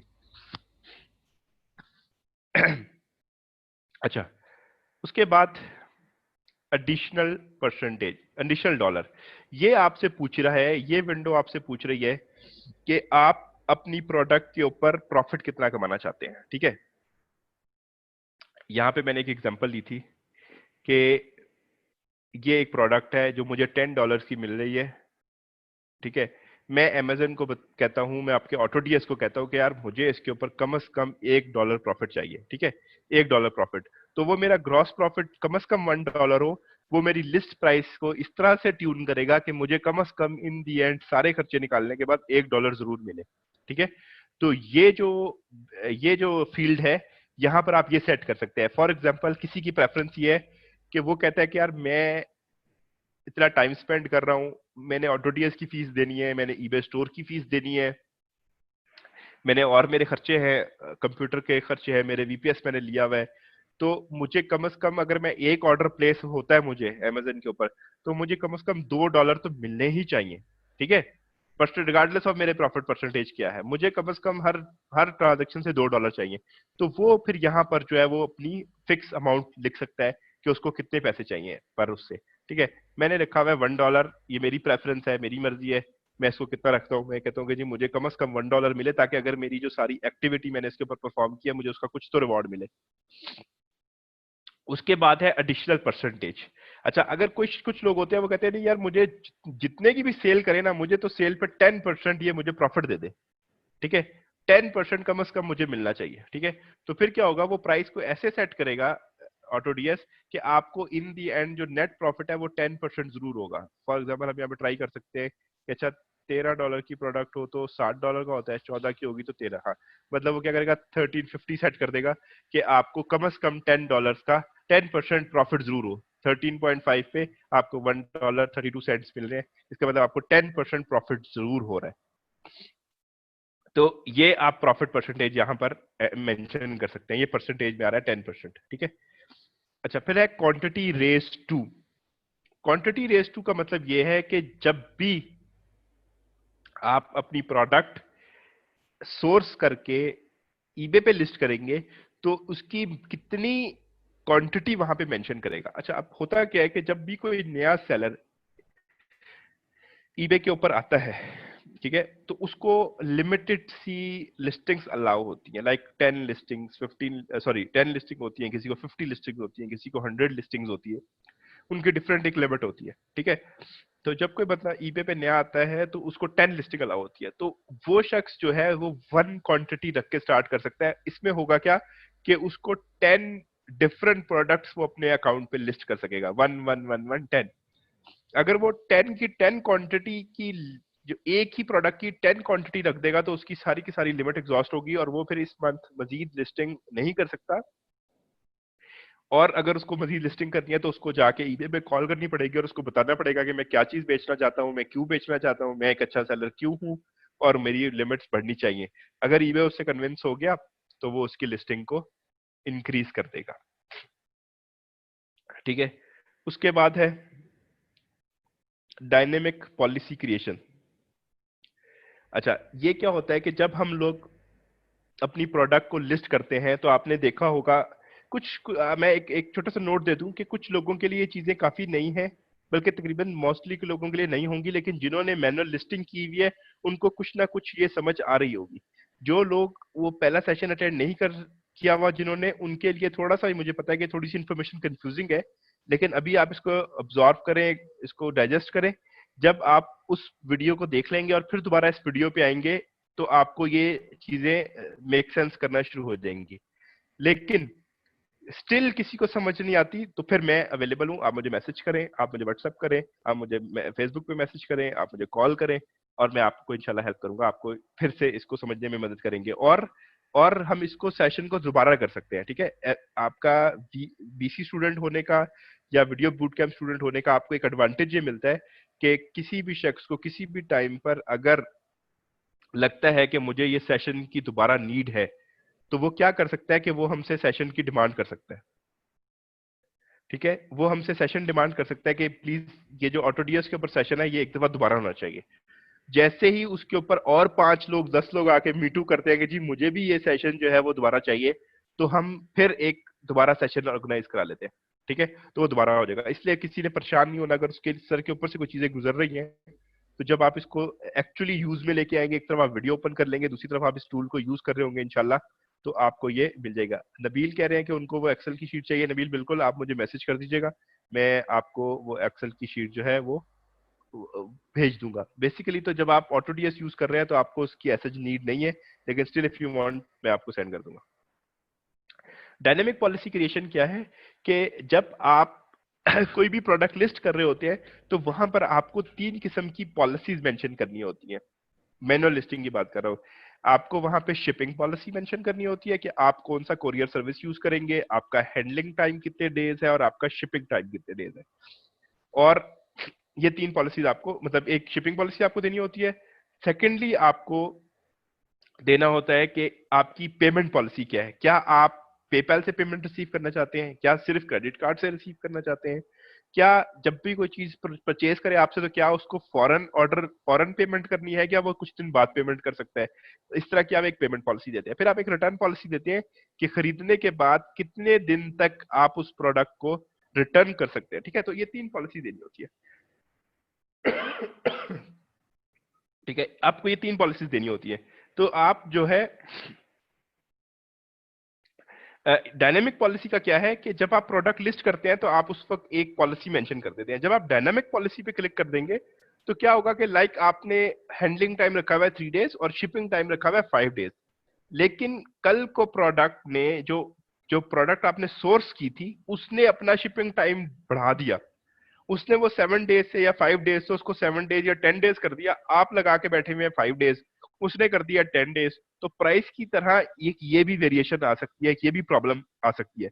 तो जब आप डायनेमिक पॉलिसी क्रिएशन पे होंगे तो वो क्या करेगा, उस लिस्टिंग के लिए वो उसके जो शिपिंग टाइम है उसको ऑटोमेटिकली रेज करेगा, 10 डेज कर देगा। ठीक है, तो अगर डायनेमिक पॉलिसी क्रिएशन करना चाहते हैं तो आप इसके ऊपर चेक कर सकते हैं। नादिया, नबील, इसके ऑटोडीएस के $1 पर मंथ चार्जेस हैं और उसके बाद जो है वो तकरीबन $8 गालबन जो है वो मंथली चार्ज करता है। हंजला, मैं बिल्कुल एक्सेल फाइल सेंड कर दूंगा और इसके बाद इंशाल्लाह हम क्वेश्चन आंसर सेशन भी करेंगे। तो आप लोगों के जिनके भी क्वेश्चन हैं वो हम लाइव आपको ले लेंगे माइक पे और फिर हम आपसे क्वेश्चन आंसर सेशन कर लेंगे। अभी हम सेशन कंटिन्यू करते हैं इंशाल्लाह। अच्छा, उसके बाद है मिनिमम प्रॉफिट डॉलर पर प्रोडक्ट। फिर ये वही चीज हमसे पूछ रहे हैं कि आप कितना जो है वो मिनिमम प्रॉफिट अर्न करना चाहते हैं। ठीक है, और इसमें फर्क क्या है। ठीक है, ये है एडिशनल। एडिशनल क्या है कि कुछ आगे जाके हम सेटिंग्स देखेंगे कि हम कभी ऑटोडीएस को ये भी कह देते हैं कि यार ऑटोडीएस हमारी प्राइस रिड्यूस करता जाए ऑटोमेटिकली। तो ये जो एडिशनल परसेंटेज है ऑटोडीएस जो है वो इसको भी एग्जॉस्ट कर देगा। मतलब आपने कोई प्रोडक्ट लगाई थी $10 की और आपको वो $1 का प्रॉफिट दे रही थी क्योंकि आपने उसको मेंशन किया हुआ था कि मुझे $1 कम से कम मिलना चाहिए। लेकिन आपने साथ में ऑटोडीएस को एक ऐसी पॉलिसी दे दी है कि अगर मेरी प्रोडक्ट ना बिक रही हो तो मेरी प्राइस कम करता रहे। तो ऑटोडीएस वो आपकी प्राइस कम करते करते जो एडिशनल $1 है ना जो आपने रखा हुआ है मिनिमम, इसको भी खत्म करके आपको जीरो पे ले जाएगा, आपको ब्रेक इवन पे ले जाएगा, आपको वो सिर्फ 20% के ऊपर ले जाएगा कि आपकी फीसें तो निकल जाएं उस सेल से लेकिन आपको कुछ बचे ना। लेकिन मिनिमम प्रॉफिट पर प्रोडक्ट अगर आप मेंशन कर देंगे तो वो इसको भी ब्रेक इवन का पार्ट बना देगा और फिर वो इससे नीचे नहीं जाएगा। ठीक है, अब मेरी एग्जांपल का मतलब ये है कि अगर हमने कहा कि यार ये प्रोडक्ट हमने लिस्ट की, साथ में हमने इसको कह दिया यार अगर सेल ना आए तो 50-50 सेंट्स कम करते रहो। ठीक है, उसने कुछ दिनों बाद 50 सेंट्स कम किए, कुछ दिनों बाद फिर 50 सेंट्स कम कर दिए, फिर कुछ दिनों बाद 50 सेंट्स कम कर दिए। ठीक है, यहां तक आपकी प्रोडक्ट जो है वो प्रॉफिटेबल है। सही है, अब वो नीचे नहीं जाएगा, अब वो इसको 1150 पे लेकर नहीं जाएगा क्योंकि आपको लॉस शुरू हो जाएगा और आपका ब्रेक इवन भी रिकवर नहीं होगा, उल्टा आपको अपनी जेब से पैसे देने पड़ेंगे। ठीक है, तो यहां पर आके उसको प्राइस को वो फिक्स कर देगा। ठीक है, ये है इस सिनेरियो में कि अगर आपने ऑटोडीएस को ये बोला हुआ है कि एडिशनल प्रॉफिट इतना हो और एडिशनल परसेंटेज इतनी हो, वो आपके सारे प्रॉफिट जीरो कर देगा। लेकिन मिनिमम प्रॉफिट अगर आपने $1 या $2 या $10 रखा हुआ है, तो वो आपको कम से कम $10 तो अर्न करके देगा ही देगा, चाहे सेल ना हो, वो प्राइस नहीं रिड्यूस करेगा इससे नीचे, ठीक है। उसके बाद एक ऑप्शन है राउंड प्राइस टू .99, ठीक है। इसमें क्या होता है कि जब आप, अब हम उसको एक परसेंटेजेस दे रहे हैं, सोर्स प्राइस $10 है, उसने परसेंटेजेस अप्लाई की और अपलोड कर दी 12.66, ठीक है। यहां पर प्राइस नजर आ रही है कस्टमर को 12.66, सही है। अब ये जो है 12.66, ये कोई जो विजुअली ना कोई इतनी मजेदार नहीं है, ठीक है। या तो ये 12 हो, या ये 11.99 हो, या ये $11.50 हो, या ये $12 हो, ठीक है। तो ये विजुअली थोड़ी सी, ये प्राइसेस जो है ना विजुअली थोड़ी सी अच्छी है। एक साइकोलॉजिकल इफेक्ट क्या है कि $12 की चीज से बेहतर है 11.99 की हो, ठीक है। क्योंकि पहले हम 11 बोलेंगे, दे हम एंड में 12 ही रहे हैं, लेकिन 11.99 ही हम इसको कंसीडर करेंगे। आपने देखा होगा बाटा वगैरह पे कोई चीज परचेज करने जाते हैं तो वो 299 की रखी हुई होती है 300 के बजाय, तो 300 की जूती वो 300 की ब्रैकेट में नहीं करते, वो उसको 200, वो 200 की उसमें रखते हैं, 299, 250, ठीक है। तो ये एक छोटा सा साइकोलॉजिकल इफेक्ट होता है। तो इसको भी मेंटेन कर सकते हैं कि वो राउंडिंग कर देता है क्लोजेस्ट टू 99, ठीक है। अगर एक प्रोडक्ट की प्राइस बनती है 11.30 तो वो कर देगा 11, ठीक है। और अगर उसकी वो बनती है 11.57 तो वो उसको ले जाएगा 11.99 के ऊपर, ठीक है। तो ये हमारी एक प्रेफरेंस है, हम इसको चूज कर सकते हैं। उसके बाद मॉनिटरिंग वैलिडेशन में एक हमारे पास ऑप्शन है कि अब आपने एक प्रोडक्ट अमेजन से उठाई और उसको लिस्ट कर दिया। अब अमेजन के पास उसका स्टॉक खत्म हो गया, लेकिन उस लिस्ट के ऊपर एक और सेलर भी है। अब वो सेलर जो है, अगर तो वो प्राइम है तो अमेजन इस लिस्टिंग को, ऑटो डीएस इस लिस्टिंग को एक्टिव रहने देगा और वो फिर आपको बताता रहेगा कि उस सेलर के पास कितनी इन्वेंट्री पड़ी हुई है। लेकिन अगर आप इस चेक को खत्म कर देते हैं तो फिर ऑटो डीएस उस लिस्टिंग को तब तक लाइव रखेगा जब तक उस लिस्टिंग में और सेलर्स हैं, रिगार्डलेस के वो प्राइम सेलर्स है या नहीं है, या वो अपने घर से या अपने वेयरहाउस से शिपिंग कर रहे हैं, ठीक है। तो ये एक प्राइम का चेक हम लगाते हैं कि हमें सिर्फ प्राइम सेलर से चाहिए। प्राइम सेलर से हमें क्यों चाहिए? क्योंकि प्राइम सेलर का स्टॉक जो है वो अमेजन के वेयरहाउस में पड़ा होता है और अमेजन उस पर बहुत फास्ट शिपिंग देता है, ठीक है। तो इसलिए हम, ये एक सेफ गार्ड होता है कि हम इसको प्राइम रखते हैं। फिर shipping time, max shipping time यहाँ पे हम लोग मेंशन कर सकते हैं कि जब भी हमें ऐसी ही प्रोडक्ट सिर्फ बताओ जो with in 3 days Amazon ship कर देगा, ठीक है। क्योंकि मैंने अपनी शिपिंग पॉलिसी में भी जाके आपने को दिखाया था कि हमने वहां पे शिपिंग एंड हैंडलिंग टाइम रखा होता है। 3 डेज शिपिंग टाइम जो है वो एक बड़ा बड़ा मुनासिब टाइम है जिसमें आप अपनी प्रोडक्ट, मैं जब लिस्टिंग करता था ईबे के ऊपर मैंने 1 डे रखा हुआ था। जिस दिन मुझे ऑर्डर आता था मैं उसके अगले दिन तक वो प्रोडक्ट शिप करके ट्रैकिंग अपलोड कर देता था, ठीक है। तो इससे क्या होता है कि आपके कस्टमर को एक मैसेज जाता है कि ये प्रोडक्ट आपको इतने दिन के अंदर रिसीव हो जाएगी, ठीक है। कस्टमर इस चीज से इनकरेज होता है। लेकिन जब हम ड्रॉप शिपिंग कर रहे हैं तो हम सेफ साइड रहने के लिए हम 3 डेज रख लेते हैं कि कम से कम 3 डेज के अंदर हम अपनी ये प्रोडक्ट शिप कर देंगे, क्योंकि हमें इतना टाइम चाहिए होता है। फिर ये एक ऑटो एसकेयू फिलिंग है, ये हम लोग यूज नहीं कर सकते। अलाउ एड एन आइटम भी हम यूज नहीं करते। Allow supplier table, allow supplier table ये बोल रहे हैं कि अमेजन की ऐसी लिस्टिंग जिसके ऊपर और भी सेलर है, उनकी बाकी सेलर्स को भी मॉनिटर करना है या जस्ट एक ही एसएन को मॉनिटर करना है जो मेन प्रोडक्ट थी, ठीक है। तो ये यहाँ पर ये चीज इसको सिग्निफाई करती है कि आपने यूज करना है कि नहीं करना। जब मैं लिस्टिंग कर रहा हूँ मैं आपको मुझे ये रिमाइंड भी करवाएं, मैं आपको इसका बता दूंगा कि इसका पर्पस क्या है। और उसके अंदर ये एक और ऑप्शन है कि अगर सप्लायर टेबल में जाना है तो प्रेफरेंस क्या होगी, प्राइम होगी या चीपेस्ट होगी, ठीक है। चले इसको देख लेते हैं।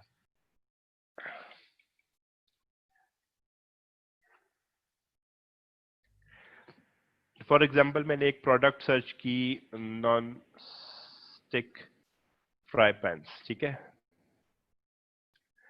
अच्छा जी, ये मेरे पास जो है वो non stick fry pans open हो गए, ठीक है। Different non stick fry pan की मेरे पास लिस्टिंग्स आ रही हैं।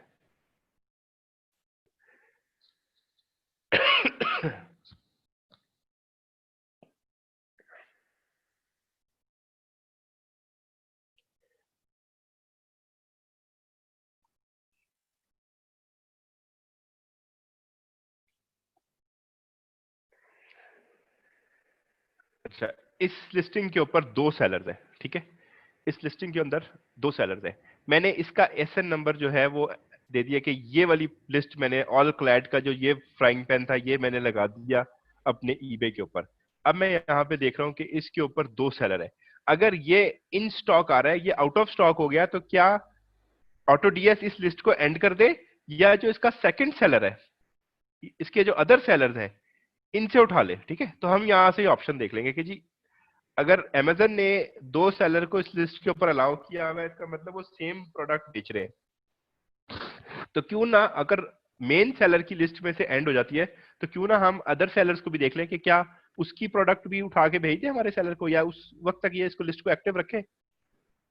तो ये ऑप्शन जो है वो हमारी इस अलाउ सप्लायर टेबल से है। अगर तो आप चाहते हैं कि हाँ देखे उनको भी मॉनिटर करे, तो फिर हम इसको चेक कर देते हैं। अच्छा जी, ये लिस्ट ओपन हो गई। अब सेम ये तवा, सॉरी फ्राइंग पैन, ये सारे बेच रहे हैं। एक अमेजन खुद बेच रहा है, ठीक है। उसके अलावा ये यूज्ड में भी अमेजन के पास पड़े हुए हैं। फिर एक अमेजन जो है वो ब्रांड न्यू बेच रहा है। यूज्ड में ये वो है जो शायद रिटर्न आए हुए होंगे अमेजन को कभी, ठीक है। अच्छा, फिर अमेजन खुद ब्रांड न्यू भी बेच रहा है, फिर शेफ कॉर्नर वाले भी बेच रहे हैं, द किचन क्लिक वाले भी बेच रहे हैं, और ये तीनों प्राइम है। उसके बाद जो है ये नॉन प्राइम मेंबर भी यहाँ पर बैठे हुए हैं। फिर एक लास्ट में भी प्राइम मेंबर है जो बहुत एक्सपेंसिव बेच रहा है। तो जब हम इस को चेक करते हैं, अलाउ सप्लायर टेबल को हम जब चेक कर देते हैं, तो क्या होता है कि अगर मेन सेलर की लिस्ट एंड भी हो गई है, तो वो इनमें से किसी को चेक करता है। अब इनमें से किस प्रेफरेंस से लेगा, किन से लेगा, ये सेम प्राइस में बेच रहा है, ये सेम पे बेच रहा है, ये भी सेम पे बेच रहा है, ये भी सेम पे बेच रहा है। कभी कभी ऐसा होता है कि ये सेम नहीं होते, डिफरेंट होते हैं। तो फिर क्या होता है कि हम इसको यहां पे मेंशन करते हैं कि चीपेस्ट उठाए या प्राइम वाला उठाए। जब हम उसको प्राइम पे क्लिक करेंगे, तो वो उस वाले प्राइम मेंबर को सिलेक्ट करेगा जिसके रिव्यूज एंड रेटिंग्स बहुत अच्छे हैं, मतलब क्वालिटी प्रोडक्ट उठा के देगा। अगर हम इसको यहाँ पे चीपेस्ट मेंशन कर देंगे, तो इनमें से जो सबसे चीप है उसको उठा लेगा। और अगर हमने यहाँ पर प्राइम अनचेक किया हुआ होगा, तो वो क्या करेगा, वो देखेगा यार प्राइम है या नहीं है, उसको छोड़ देगा। वो कहेगा यार सबसे सस्ता कौन सा है इनमें, ठीक है, वो उससे परचेज कर लेगा। लेकिन हम लोग क्या करते हैं, हम प्रेफर ये करते हैं कि हम प्राइम से बाय करते हैं, ठीक है जी।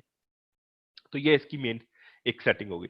तो ये आपकी अमेजन की सेटिंग होगी। उसके बाद आप वॉलमार्ट की सेटिंग भी कर सकते हैं। जनरल सेटिंग्स भी ऑलमोस्ट जो है वो सेम ही है, ठीक है। जनरल सेटिंग्स भी सेम है, इनको भी एक बार जरा क्विकली गो थ्रू कर लेते हैं। ये मैंने वो डिफॉल्ट ब्रेक इवन लिखा हुआ था। एडिशनल प्रॉफिट मैंने 2% ही लिखा हुआ है। 10% मैंने, मेरी प्रेफरेंस है, लोग 20% रखते हैं। अच्छा, अब इसमें एक ऑप्शन है खतरनाक सी, एंड अनट्रैक्ड लिस्टिंग।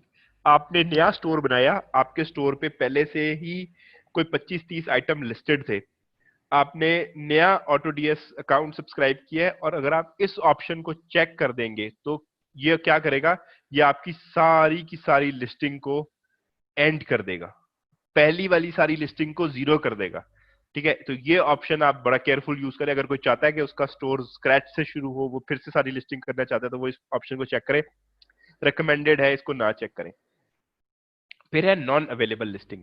अब नॉन अवेलेबल लिस्टिंग का मतलब यह है कि अगर आपने सप्लायर टेबल ऑन नहीं किया हुआ था, और जो आपका मेन लिस्टिंग थी जहां से आपने इसको उठा के लिस्ट किया था, अगर ये आउट ऑफ स्टॉक हो जाती है, तो अमेजन क्या करे, आपको ऑटोडीएस क्या करे, आपको अलर्ट करे कि भाई आपकी वो लिस्टिंग आउट ऑफ स्टॉक हो गई है, बताओ क्या करना है, या वो उसको ऑटोमेटिकली जीरो कर दे। तो ये ऑप्शन है यहाँ पे।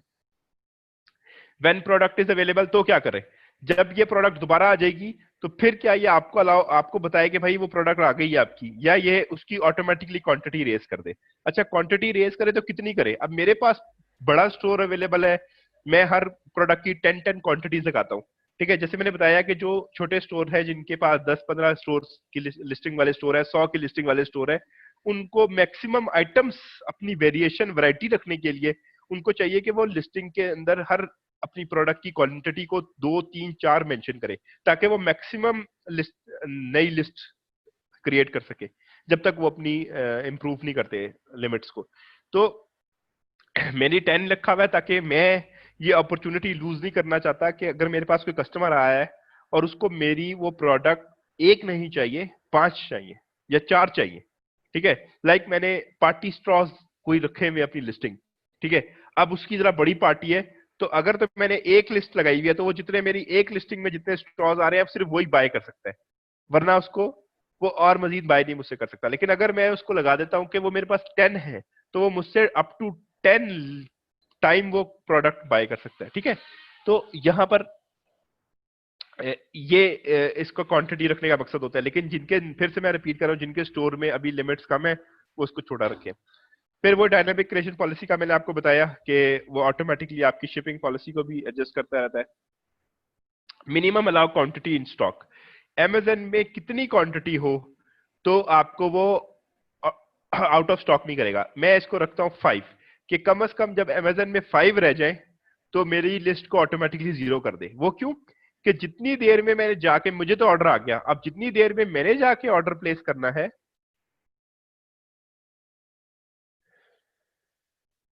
जितनी देर में मैंने जाके ऑर्डर प्लेस करना है, तो ये ना हो कि कोई और ले जाए पहले से ही और मुझे आउट ऑफ स्टॉक हो जाऊं मैं, और फिर मुझे जो है वो करना पड़े। अच्छा, इरफान कह रहे हैं कि इंटरनेट का इश्यू आ रहा है शायद मेरे एंड पे, कि वॉइस ड्रॉप हो रही है। मैं इसको क्या करता हूँ कि जी, तो डायनेमिक पॉलिसी का हमने डिस्कस कर लिया। मिनिमम अलाउड क्वांटिटी को हम लोग डिस्कस कर रहे थे। ठीक है, मिनिमम अलाउड क्वांटिटी का क्या पर्पस है ये भी मैंने एक्सप्लेन कर दिया। अब मिनिमम प्रॉफिट भी हम डिस्कस कर चुके हैं, और ये अराउंड 299 भी हमने डिस्कस कर लिया। ठीक है जी, तो ये जो है हमारी जनरल सेटिंग्स हो गई और ये अमेजन की सेटिंग्स हो गई। अच्छा, अब इसको इन एक्शन देख लेते हैं कि ये ऑटो डीएस के ऊपर हमने इतना जो टाइम लगाया है, ये जो हमने सेटिंग्स की है, हमें ये ऑटो डीएस दे क्या रहा है। एक साहब है एफबीए सेलर, ठीक है, उन्होंने कहा कि जी मेरी प्रोडक्ट जो है, मैं कोई भी रैंडम प्रोडक्ट उठा रहा हूं, ये मैंने एक रैंडम प्रोडक्ट उठाई, लेकिन से कि मैं इसको इस कॉन्टेक्स्ट में देख रहा हूं कि ये आपको किसी, हमारे किसी एफबीए सेलर ने एक प्रोडक्ट दी है।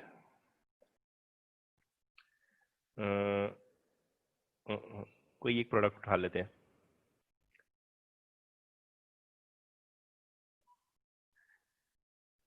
मैं एक सिंपल सी प्रोडक्ट उठाना चाह रहा हूं ताकि मैं क्लियरली एक आइडिया आपको दे सकूं।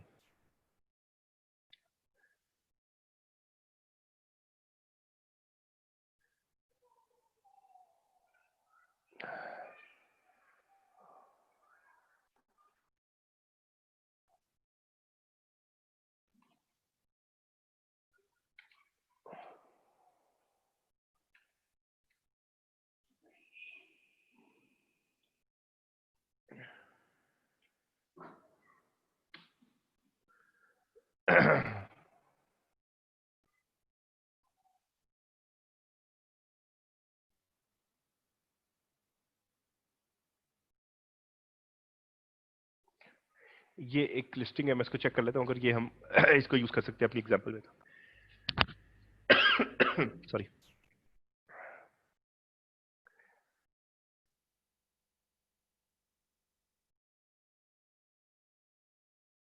नेट मुझे लगता है कि वाकई स्लो है, मेरे एंड पे भी शायद थोड़ा सा स्लो है।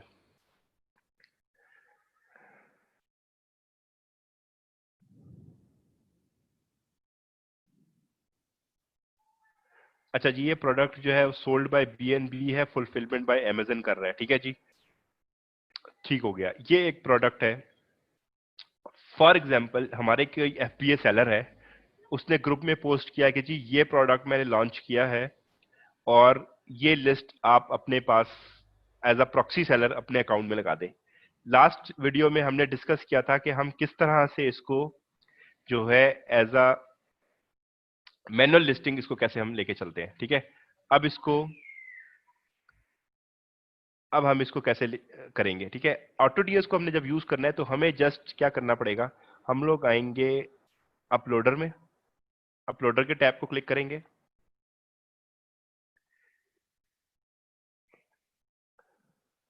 और अपलोडर के टैग को क्लिक करने के बाद जो प्रोडक्ट हमने लिस्ट करनी है, उस प्रोडक्ट को ओपन करने के बाद उसका जो लिंक है वो लिंक कॉपी करेंगे और वो यहां पे आके पेस्ट कर देंगे प्रोडक्ट आईडी के अंदर। ये है ग्रैब प्रोडक्ट डिटेल का टैब है, और उसके अंदर हमने ये प्रोडक्ट जो है वो कर दी। उसके बाद हमने उसको बताया कि ये सोर्स हम कहाँ से कर रहे हैं, अमेजन से। ठीक है, ये हमसे इसलिए पूछ रहा है क्योंकि इसने फिर जो लिस्टिंग जो हमने सेटिंग्स है वो उसके अकॉर्डिंग उठाएगा। ठीक है, अगर हमने अमेजन यूएस की सेटिंग्स की हुई है तो वो अमेजन यूएस की सेटिंग उठा लेगा। अच्छा, अपलोड कहाँ करना चाहते हैं हम? अगर हम लोग इसको यूज कर रहे हैं यूके अकाउंट के लिए तो फिर हम उसको मेंशन करेंगे eBay यूके। अगर हम यूएस अकाउंट के लिए कर रहे हैं तो हम लोग यूएस अकाउंट के लिए करेंगे।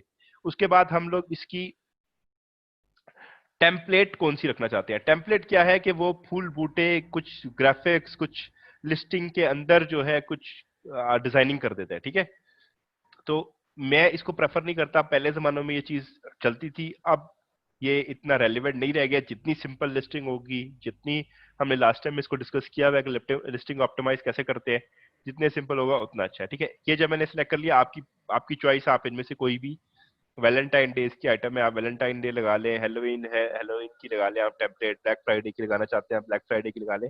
तो ये डिफरेंट टेम्पलेट्स है, हर बंदे की अपनी चॉइस और टेस्ट है, उसके अकॉर्डिंगली वो उसको प्ले अराउंड कर सकता है। ठीक है, और अब हम इस पे करेंगे ग्रैब डिटेल्स।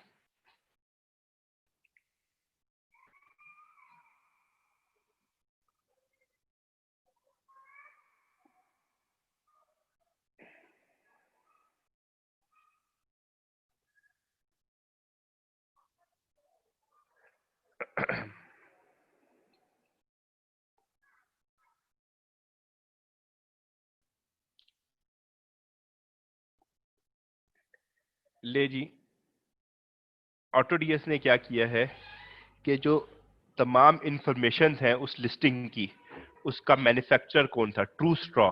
ठीक है, ट्रू स्ट्रॉ ये इसका मैन्युफैक्चर था, उसने उसकी मैन्युफैक्चरिंग इंफॉर्मेशन निकाल दी। मॉडल नंबर उसने मेंशन नहीं किया हुआ, उसने मॉडल नंबर निकाल लिया। फिर ब्रांड है, कलर मल्टी कलर है, उसने यहाँ पे शायद लिस्टिंग में मल्टी कलर मेंशन नहीं किया हुआ था इसलिए यहाँ पे उसने नहीं उठाया, लेकिन हम अप्लाई कर यहाँ पे लिख सकते हैं कि जी ये मल्टी कलर प्रोडक्ट है। ठीक है, उसके बाद उसका प्रोडक्ट मैन्युफैक्चरिंग पार्ट नंबर, उसका यूपीसी कोड। यूपीसी कोड इसने इनकी लिस्टिंग का उठा लिया है। प्रेफरेबली आपके पास अपना यूपीसी कोड होना चाहिए ईबे के लिए। ठीक है, आपने बाय कर सकते हैं, आप अपना वो यूपीसी कोड अगर आपने बाय किया हुआ है तो वो आप यूज कर ले। ठीक है, इधर कर दे डू नॉट अप्लाई। अच्छा, EAN number, ISBN number, shipping weight, type, occasion, जो जो इंफॉर्मेशन उसमें लिस्टिंग में मेंशन थी वो उसने सारी की सारी यहाँ पर ग्रैब कर ली है। उसने इसके अलावा जो इसकी सारी पिक्चर्स हैं वो भी ग्रैब कर ली है। जो पिक्चर मेन पिक्चर है वो ब्लू में है, अगर आप मेन पिक्चर इसको लगाना चाहते हैं तो आप इसको लगा सकते हैं। कोई ऐड करना चाहते हैं पिक्चर या कोई लेस करना चाहते हैं तो वो आप यहाँ से कर सकते हैं। ठीक है जी, मैंने इसको सिलेक्ट किया हुआ तो ये मेरी मेन पिक्चर, अगर मैं इसको सिलेक्ट कर लूंगा तो ये मेन पिक्चर हो जाएगी। ठीक हो गया। उसके बाद क्योंकि हमने कोई टेम्पलेट यूज नहीं की थी इसलिए उसने बड़ी उसकी सिंपल सी एक डिस्क्रिप्शन उठा ली। फिर उसने हमें दिखा दिया कि ये मोबाइल पे किस तरह नजर आएगी। यहां से जैसे मैंने अपनी वेयर हाउस का एड्रेस मेंशन किया हुआ था तो उसने ऑटो पिक कर लिया। ये वो मैं बिजनेस पॉलिसीज की बात कर रहा था।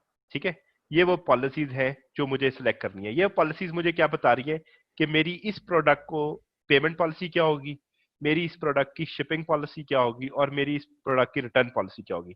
ये पॉलिसीज जो है वो हमें अपनी बिजनेस पॉलिसीज के अंदर, अपना जो स्टोर है हमारा उसमें हमें अपनी बिजनेस पॉलिसीज के अंदर आके ही क्रिएट करनी होती है। अगर आप मेरी लास्ट वीडियो को रेफर करेंगे तो मैंने उसमें ये पॉलिसीज क्रिएट करके दिखाई हुई है। ठीक है, जो लोग ने सेशन अटेंड नहीं किया हुआ, मैं क्विकली एक छोटा सा डेमोन्स्ट्रेशन दे देता हूँ कि बेसिकली ये पॉलिसीज में क्या इन्फॉर्मेशन रिक्वायर्ड होती है। और जिन लोगों ने अभी तक नहीं बनाई वो बना लें क्योंकि बड़ा यूजफुल ये टूल है। मैंने फॉर एग्जाम्पल बनाई कि जी मेरी ड्रॉप शिपिंग की पॉलिसी है फॉर अमेजन। मैंने एक नाम लिख दिया, किसी को नजर नहीं आएगा, ये मेरी अपनी इंफॉर्मेशन पर्पस के लिए। यहाँ पे मैंने मेंशन कर दिया इसकी कैरेक्टरिस्टिक्स कि ये फ्री शिपिंग है with 3 days handling time and 5 days delivery service. ठीक है, ये मैंने अपनी इंफॉर्मेशन के लिए इसमें मेंशन कर दिया। अच्छा, उसके बाद मैंने कहा कि flat same cost to all buyers, क्योंकि मैं ये प्रोडक्ट अपने प्राइम बायर अकाउंट से जाकर परचेज करूंगा और अपने कस्टमर को शिप कर रहा हूँ, तो मुझे अमेजन जो है मेरी स्टेट वाइज चार्ज नहीं करेगा शिपिंग। ठीक है, तो मुझे पता है कि मैं तमाम अपने पूरे यूएसए में एक ही रेट सबको दे सकता हूं, तो मैं यहाँ पे लिखूंगा flat same cost to all buyer. Service मैं कर दूंगा स्टैंडर्ड शिपिंग। स्टैंडर्ड शिपिंग में मैं क्यों मेंशन कर रहा हूं, क्योंकि कभी ईबे यूज करता, अमेजन यूज करता है फेडेक्स को, कभी यूज करता है यूएसपीएस को, कभी करता है यूपीएस को, कभी ये कर देता है Amazon का अपना एक लॉजिस्टिक सर्विसेज है, उनको यूज कर लेता है। तो इससे मैं स्टैंडर्ड रखूंगा कि जी स्टैंडर्ड टाइप की मैं सर्विस दे रहा हूँ, 1 to 5 डेज में डिलीवर हो जाएगा और फ्री शिपिंग, मैं आपसे कोई शिपिंग चार्ज नहीं कर रहा। हैंडलिंग टाइम में आपको 3 बिजनेस डे दे रहा हूँ। देखो हैंडलिंग टाइम में आप लोग यहाँ पे देखें कि उसने टिपिकल जो है वो 3 डेज तक लिखा हुआ है, उसके बाद कह रहा है एक्सेसिव। ये दिन जो है ये नॉर्मल नॉर्म नहीं है, ये बिजनेस का नॉर्म नहीं है, यहां तक कस्टमर के लिए एक्सेप्टेबल है। अगर आप ये मेंशन कर रहे हैं तो आप इस चीज को मद्देनजर रखें कि आपकी सेल्स इससे हर्ट हो सकती है। लेकिन कुछ प्रोडक्ट की नेचर ऐसी होती है कि आप नहीं कम दे सकते। लाइक आपने कोई प्रोडक्ट लिस्ट की हुई है जिसमें आप कोई पेन ऑफर कर रहे हैं, लेकिन आपने साथ में लिखा हुआ है कि जो शख्स भी मुझसे परचेज करेगा वो अपना नाम इसके ऊपर इनग्रेव करवा सकता है। तो उस इनग्रेविंग को करवाने के लिए आपको टाइम चाहिए, ठीक है।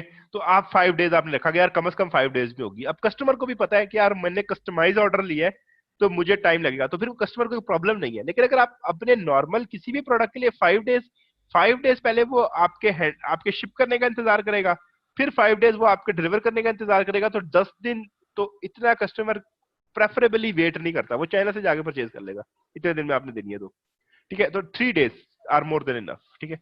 उसके बाद no international shipping, drop shipping में हम इस चक्कर में नहीं पड़ते कि हम इंटरनेशनली इसको शिपिंग करने में जाए। फिर हमें कुछ एक्सक्लूजन्स करने होते हैं। हम अलास्का हवाई में शिपिंग नहीं करते हैं। अलास्का हवाई में हम शिपिंग इसलिए नहीं करते कि ये एक्सपेंसिव पड़ जाती है, अमेज़न आपको इसका एडिशनल चार्ज मांगता है। इसी तरह से यूएस और इसी तरह से एपीओ एफपीओ, ठीक है। ये बेसिकली क्या है, वो जगहें हैं जहां पर इनके आर्मी पर्सनल जो है यूएस के स्टेशनड होते हैं। ये गुंटामो बे जो है ये वो भी इसी में आता है।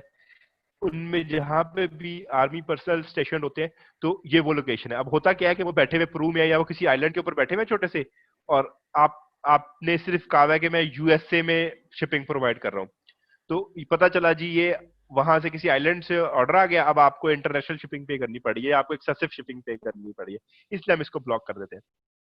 उसके अलावा हम इसको पीओ बॉक्स को भी अनचेक कर देते हैं, क्योंकि पीओ बॉक्स थोड़ा सा रिस्की होता है, कस्टमर की कंप्लेंट इसमें ज्यादा होती है, प्रोडक्ट स्टोलन हो जाती है, कुछ सर्विसेज पीओ बॉक्स के लिए एडिशनल चार्ज करती हैं, कुछ सर्विसेज पीओ बॉक्स पर डिलीवर नहीं करती हैं, ठीक है। इसलिए हम ये सारी जो है वो एक्सक्लूजन लगाते हैं, ठीक है। तो यहाँ पे हम सेव कर देते हैं, तो हमारी एक शिपिंग पॉलिसी बन जाएगी। जब हमने ये शिपिंग पॉलिसी बनाई होगी तो हम यहाँ पर वो अपनी शिपिंग पॉलिसी सिलेक्ट कर सकते हैं, ठीक है। ये मैंने प्रॉक्सी सेलिंग के लिए शिपिंग पॉलिसी बनाई हुई है, तो ये मेरी जो है वो मैंने सिलेक्ट कर ली। आप लोगों ने जो बनाई होंगी वो भी आप सिलेक्ट करते हैं। ये प्रोडक्ट आईडी है। Add to product to monitor, monitor में ऐड करने का मकसद ये है कि फिर ऑटो डीएस इसके ऊपर मॉनिटरिंग शुरू कर देगा। प्राइवेट लिस्टिंग में ये होता है कि आपकी प्रोडक्ट जो है उस वो जब सेल होगी तो किसने परचेज किया उसकी इंफॉर्मेशन जो है वो शेयर नहीं होगी private listing. Allow market place क्या होता है, वो जो हमने अभी देखा था कि अमेज़न से हट के भी इस प्रोडक्ट को सोर्स किया जा सकता है, उसमें हम ये अलाउ मार्केट प्लेस। लेकिन इसको मैं फिर फर्दर इसके आपको डिटेल में दोबारा भी 2 क्वेश्चन ऐसे आ गए जिनको मुझे आपको डिटेल में दोबारा ब्रीफ करना है कि इसके इम्पैक्ट क्या है, ठीक है। अच्छा, हम ये सब करने के बाद हम अपना क्या करते हैं, हम एक चीज छोटी सी चेक करते हैं। हम लोग हमारी लिस्टिंग रेडी है, हमने जस्ट 1 क्लिक किया है और उसके बाद हमने पॉलिसीज सिलेक्ट की है। ये भी डिफॉल्ट पॉलिसीज होंगी। शिपिंग आपकी जो है वो सारी ड्रॉप शिपिंग के लिए तकरीबन एक जैसी पॉलिसीज होंगी। अमेज़न के लिए हो सकता है कि अली एक्सप्रेस के लिए आप एक पॉलिसी रखेंगे क्योंकि उसमें आपको पता है एक्सटेंडेड डेज ऑफ डिलीवरी चाहिए। और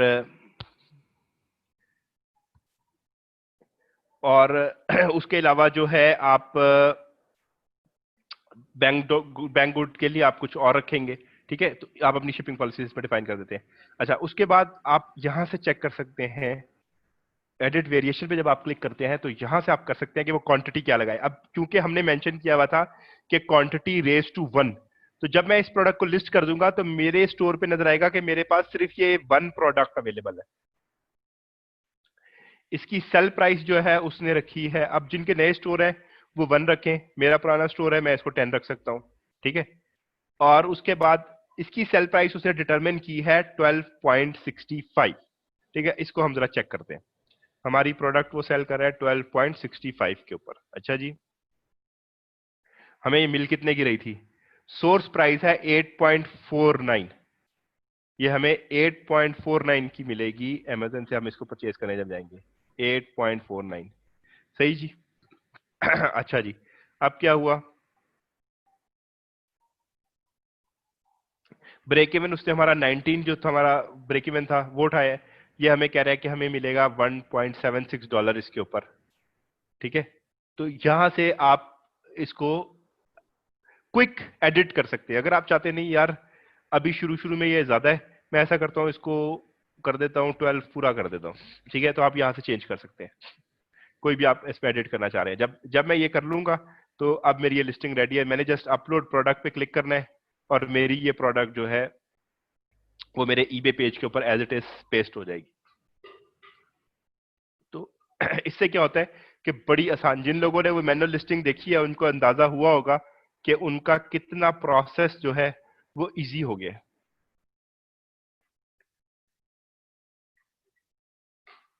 ठीक है, ये आपने अपनी एक्टिव लिस्टिंग में आप आए और आपने देखा कि वो प्रोडक्ट आपको यहां पर नजर आना शुरू हो जाएगी।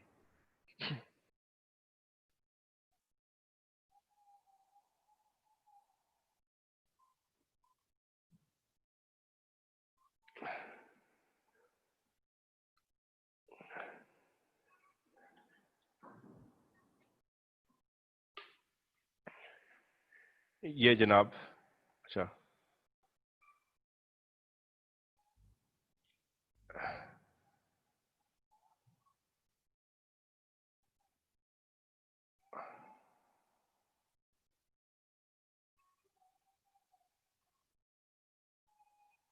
यहां पर वो आपको लिस्ट आना शुरू हो जाएगी नजर।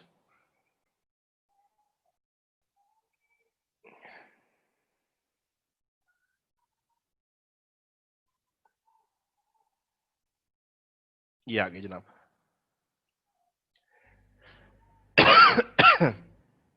ठीक है जी, ये उसने $12 हमने उसको मेंशन किया था, जो मैंने शिपिंग पॉलिसी दी थी उसके अकॉर्डिंगली उसने शिपिंग पॉलिसी सेट कर दी। और ये मेरी लिस्टिंग की डिस्क्रिप्शन जो मैंने वहां पे लिखी हुई थी। तो ये जस्ट कुछ क्लिक्स के ऊपर मेरी एक लिस्टिंग जो है, क्योंकि मैं आपको एक्सप्लेन कर रहा हूँ, मैं बहुत स्लो गया हूँ, आप बड़ी फास्टली इसको प्रोसेस को कंप्लीट कर सकते हैं। ठीक है, उसने सारी तस्वीरें उठा ली। अब जब आप मैनुअल लिस्टिंग आप लोगों ने की होगी तो देखा होगा आपने, पहले हमें वहां पे जाके डाउनलोड करने पड़ती है सारी डिटेल्स, फिर हमें जो है वो जाके कॉपी करते हैं, एडिट करते हैं, फिर हम यहाँ पर आके उनकी वन बाय वन सारी इंफॉर्मेशन एंटर कर रहे होते हैं। ठीक है, तो ये जस्ट फ्यू क्लिक्स में आपकी ये लिस्टिंग जो है वो डन हो गई। ठीक हो गया जी। तो ये प्रोसेस है ऑटोडीएस का, बेसिक सेटिंग सिखाई है। अच्छा, फिर इसमें कुछ ट्विक्स आ जाते हैं, इसमें कुछ हम और क्या कहते हैं इसके साथ खेल सकते हैं ऑटोडीएस के साथ, वो मैं आपको बता देता हूं कि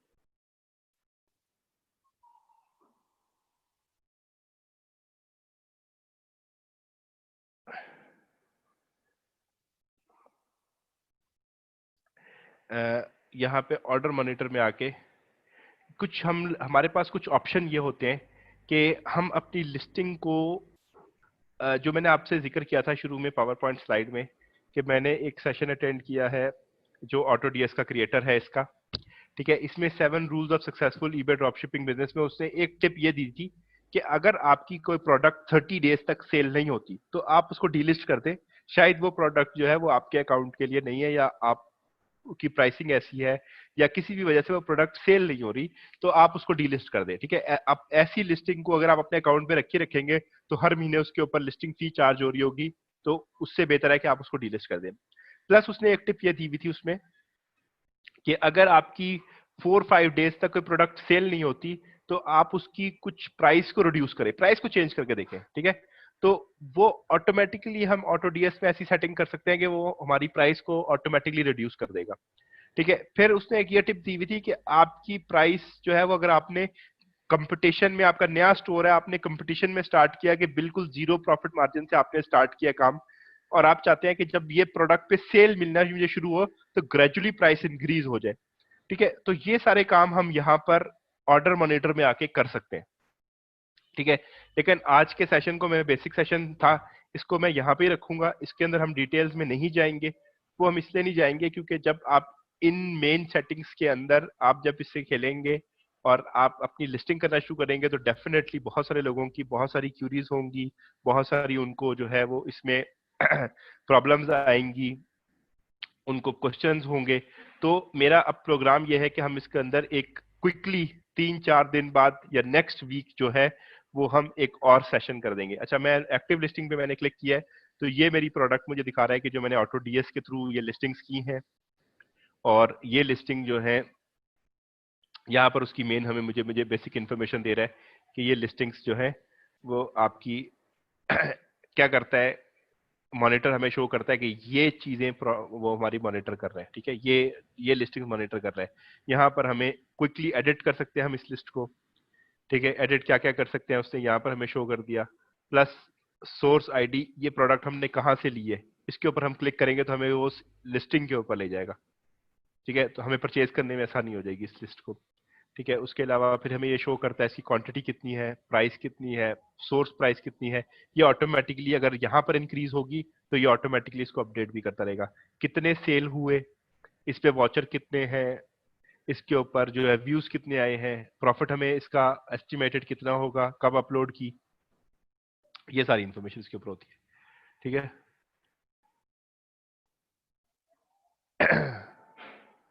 अच्छा, तो ये एक सेशन था हमारा छोटा सा आज कि आपको शायद कुछ लोगों को पता होगा कि अभी माशाल्लाह अल्लाह मियां ने मुझे रिसेंटली बेटा भी दिया, तो मुझे रश करना है फॉरेन हॉस्पिटल।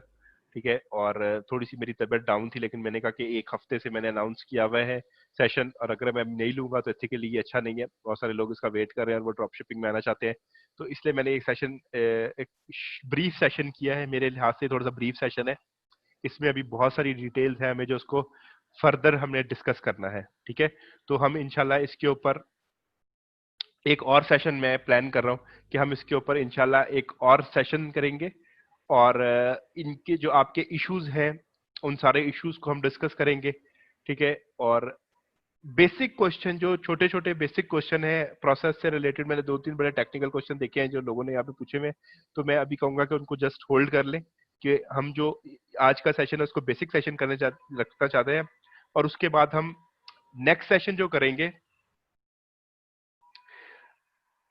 उसमें हम ये करेंगे कि उसमें हम इन डिटेल जो लोगों के प्रॉब्लम्स हैं उसके ऊपर जो है वो क्वेश्चन आंसर ले लेंगे, और फिर उसमें जो लोगों को इश्यूज आ रहे हैं उनको हम डिस्कस कर लेंगे। ठीक है, तो अभी मैं देख रहा हूँ कुछ हैंड रेज हुए में, कुछ लोग लाइव आना चाहते हैं, तो फिर मैं उनको लाइव ले लेता हूँ और उनसे डिस्कस कर लेते हैं। लेकिन मैं फिर भी आप सबसे रिक्वेस्ट करूंगा कि काइंडली इसको जो है हमने थोड़ा सा शॉर्ट रखना है, क्योंकि मुझे थोड़ा सा जाना है अभी। ठीक है, तो अभी जिन लोगों के हैंड रेज हुए हैं जो आना चाहते हैं, काशिफ अंसारी साहब का हैंड रेज है, इनका मैं अनम्यूट कर रहा हूँ। काशिफ साहब मैं आपको अनम्यूट कर रहा हूँ प्लीज। अस्सलाम वालेकुम। जैन मैं वालेकुम पूछ रहा सलाम। हूँ, आपने जो बताया अभी ये सारा बेसिकली सिर्फ लिस्टिंग करने के लिए, राइट? जी जी। और उसके बाद और वो जो आप AMZL का चक्कर है उसका वो कैसे होता है? वो ऑप्शन है अवेलेबल जो हम ट्रैकिंग में हाँ, वो डालते हैं? ऑटो डीएस अगर ऑटो ऑर्डरिंग हमने ऑन की हुई है, ठीक है, तो वो हमारे हम्म। इस एमएसएल के इशू को खुद ही रिजॉल्व करता है। ठीक है, क्योंकि वो आपके लिए ऑर्डर प्लेस कर रहा है, आपकी ट्रैकिंग खुद ही अपलोड कर रहा है ऑटो डीएस, तो वो आपकी एमएसएल की ट्रैकिंग को कन्वर्ट करके और आपके लिए ब्लू केयर की ट्रैकिंग आईडी लेके अपलोड करता है। लेकिन अगर आप मैनुअली कर रहे हैं, ठीक है, ऑटो ऑर्डरिंग मैं भी मैनुअली कर रहा हूँ, ऑटो ऑर्डरिंग अगर आपको 20 ऑर्डर पर डे नहीं आ रहे, तो आपको जरूरी नहीं है कि आप सॉरी उसमें जाके सब्सक्राइब करें। ठीक है, एक एडिशनल कॉस्ट हो जाएगी नए सेलर के लिए। तो बेसिक सेशन था नए सही है। सेलर्स के लिए, था जिन्होंने अभी ऑटो डीएस सब्सक्राइब किया है, जिनको 3-4 ऑर्डर मुश्किल से एक दिन में आ रहे होंगे, तो उनके लिए ऑटो ऑर्डरिंग में जाने की जरूरत वो नहीं तो है, वो खुद कर मैनुअली सकते परचेज हैं। करेंगे। हाँ, ठीक है, तो जब वो खुद ही मैनेज कर रहे हैं परचेजेस को, तो वो फिर एमएसएल को एज अ जो मैंने लास्ट सेशन में डिस्कस किया था, वो फिर उसको उसी वे में मैनेज करेंगे इंशाल्लाह। सही। अच्छा, एक बात की, जो इसकी फीस आपने बताई थी $1 पहले महीने के लिए, उसके बाद $8 पर मंथ, राइट? जी जी। अच्छा, इसमें क्या है कि आप जितने ऑप्शन लेंगे आपकी उतनी फी होगी। लाइक कुछ लोग क्रेडिट लेते हैं, वो कहते हैं कि मैंने ऑटो डीएस के ऑटो फाइंडर को यूज करना है, तो वो जितनी लिस्टिंग के लिए वो क्रेडिट लेंगे उसका पैकेज मंथली उतना बढ़ता जाएगा, ठीक है। तो वो वहां पर ना क्या कहते हैं, स्क्रॉल बार्स होती हैं कि आप अपने कस्टमाइज कर सकते हैं कि आपकी मंथली क्या लिमिट्स होंगी, क्या आपको ऑप्शंस चाहिए। तो हर बंदा अपने उसके लिमिट के हिसाब से या वो क्या इन्वेस्ट करना चाह रहा है। जो एडवांस्ड यूजर हैं वो डेफिनेटली 100 लिस्टिंग को मॉनिटर नहीं कर रहे होंगे, उनको 500 लिस्टिंग या 1000 लिस्टिंग चाहिए होंगी। तो बेसिक के क्या है कि $1 का पैकेज है, और उसके बाद और उसी को अगर हम अपग्रेड करें नेक्स्ट मंथ, तो वो तकरीबन मेरे ख्याल में $8 का बनता है। अच्छा, मेरी जो एग्जिस्टिंग लिस्टिंग्स हैं वो इसमें ऑटोमेटिकली पुल हो जाएंगी या वो मुझे दोबारा बंद करके दोबारा खोलनी होंगी? ऑटोमेटिकली पुल नहीं होंगी। मैं ये यहाँ पर थोड़ा सा शो कर देता हूँ कि ये अनट्रैक लिस्टिंग में वो आ जाएंगी, ठीक है। अनट्रैक लिस्टिंग का ये टाइटल है, टैब है, इसके अंदर आ जाएंगी। अब आपके पास ऑप्शन है कि आप इसको एंड कर सकते हैं या आप उस प्रोडक्ट का एसएन नंबर जो है वो यहां पे पेस्ट कर दें, ठीक है। उस प्रोडक्ट का हाँ एसएन नंबर पेस्ट कर दें, और एसएन नंबर पेस्ट करने के बाद जब सारी प्रोडक्ट के एसएन नंबर पेस्ट कर देगा तो अपडेट एसएन कर दें, ठीक है। तो ये सारी प्रोडक्ट जो है वो मॉनिटर के अंदर आ जाएंगी। ग्रेट, ठीक है, चलिए जी, थैंक यू। अच्छा जी, ये थे काशिफ साहब थे। अच्छा, अभी मोहित के हैंड रेज है। मोहित, मैं आपको अनम्यूट कर रहा हूँ। जी जी अस्सलाम मोहित वालेकुम साहब, जी। वालेकुम अस्सलाम। आप पहले तो आपको बहुत मुबारक हो जी। खैर मुबारक। अच्छा, ये चीज़ें मेरे लिए तो खैर काफ़ी एडवांस हैं। मुझे एक बड़ा बेसिक सा क्वेश्चन है। क्वेश्चन ये है कि इस प्रॉक्सी सेलिंग को सेटअप करने के लिए 3 चीज़ें चाहिए थी हमें। उन 3 चीज़ों को मैं किस तरह यूज़ करूं कि मेरी जो डिपेंडेंसी मेरे मामू पे है वो बिल्कुल लीस्ट हो जाए। मुझे इस क्वेश्चन का आंसर चाहिए। अच्छा, ठीक है। मतलब उसके इसमें लिए मुझे पेपॉल चाहिए, amazon प्राइम बाय अकाउंट चाहिए, मुझे ईबे का अकाउंट चाहिए। अब तीनों तीनों चीजें इस तरह हो जाएं कि मेरी मामू पे डिपेंडेंसी बिल्कुल खत्म हो जाए और मेरा अकाउंट भी सेफ रहे और मैं इसको कर सकूं। ठीक है, आपके लिए ये है कि आप amazon प्राइम बायर अकाउंट खुद बनाएं, पाकिस्तान से बनाएं, अपने क्रेडिट कार्ड को यूज करते हुए बनाएं। क्या ये ठीक हो पॉसिबल है गया। आपके लिए?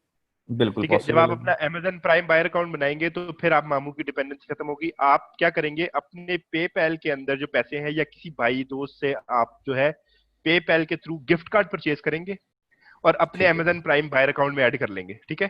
तो जो ठीक हो गया। आपने फुलफिलमेंट करनी है या जो ऑर्डर फिल करने हैं उनके लिए आप जो है वो अपना Amazon Prime buyer account Pakistan का यूज कर लेंगे। ठीक हो गया। मामू के ऊपर आपकी आप ईबे अकाउंट भी पाकिस्तान बेस्ड बनाएंगे ताकि आपको वो पाकिस्तान से बैठ के आप उसको एक्सेस कर सके। फिर मामू की आपको बेसिक फर्स्ट टाइम आपको 2 दफा एक्सेस चाहिए होगी कि मामू आपके साथ बैठे, और उसके बाद मंथली सिर्फ 1 दफा शायद आपको मामू को तंग करना होगा, वो तब जब आप अपने पैसे विड्रॉ करना चाहते हैं। अच्छा, दोबारा मुझे जरा इसकी मुझे थोड़ी सी कंफ्यूजन है। जी प्राइम बायर अकाउंट मैंने यहाँ से बना लिया, ठीक हो गया। जी ईबे अकाउंट जो है वो भी मैं पाकिस्तानी आईपी से बनाऊंगा। जी। ओके, वो भी बन गया। अब रह गया पेपॉल। पेपॉल जो है वो मैं अपने मामू का यूज कर रहा हूँ, राइट? ठीक है, अब मैंने आपको कहा कि इनिशियली आपको 2 सिटिंग्स करनी है उनके साथ, ठीक है। जी। पहली सिटिंग में क्या होगा कि मामू को आप कहेंगे कि भाई मामू ये मेरा ईबे का लॉगिन है, ये पासवर्ड है, काइंडली ठीक आप हो गया। ये जो है वो लिंक कर दें पेपल, ठीक है। जब ओके। उन्होंने 1 दफा लिंक कर दिया, उसके बाद जब वो 1 दफा सस्पेंड हुआ, तो अगर आपको पेपैल की वेरिफिकेशन वगैरह की जरूरत पड़ी उसमें, ठीक है, कभी अकाउंट सस्पेंड होते हैं तो वो कहते हैं कि जी पेपैल वेरीफाई नहीं है, पेपैल वेरीफाई कराएं, तो वो सेकंड सिटिंग आपको मामू के साथ चाहिए होगी। Plus okay. आपने उतने में ऑटो डीएस परचेज करवा लिया, ऑटो डीएस लिंक करवा लिया आपने, एमेजन यूएस का वो जो है ब्लू केयर सर्विस है उसको 1 दफा पेपैल से लिंक करवा लिया, तो ये आपको 2 सेटिंग में आपके काम हो जाएंगे। उसके बाद फिर आपको मंथली जो विड्रॉल है उसमें आपको मामू की जरूरत पड़ सकती है, वो भी जूम का एक तरीका है जिससे ऑटोमेट किया जा सकता है उसको। लेकिन फिर ये है कि मामू का अगर आपके ऊपर ट्रस्ट है तो मामू आपको तभी वो अलाउ करेंगे कि हम ठीक जूम हो गया। एप्लीकेशन के थ्रू, पेपैल के थ्रू वो पैसे भी विड्रॉ कर लेते हैं, मामू की डिपेंडेंसी बिल्कुल खत्म हो जाती है।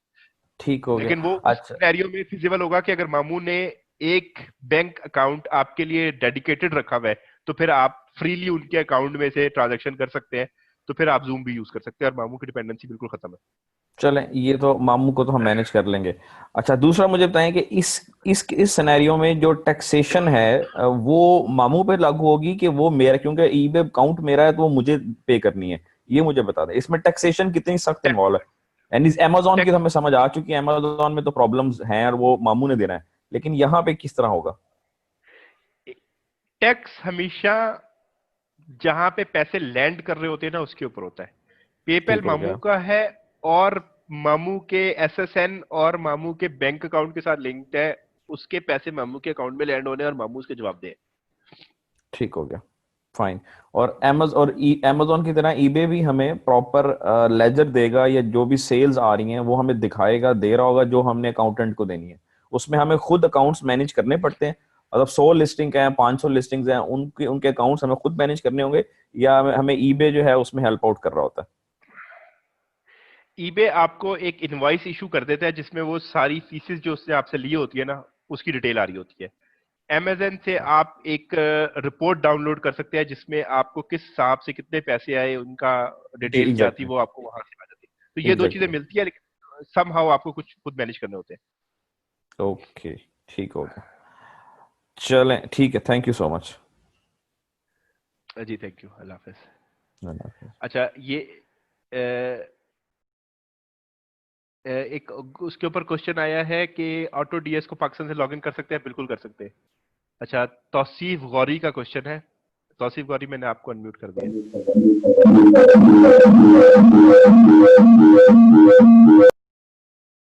तौसीफ गौरी साहब, आपके माइक में कुछ इशू था, बहुत डिस्टॉर्शन आ रही थी। इमाद कमर साहब, मैं आपको अनम्यूट कर रहा हूँ।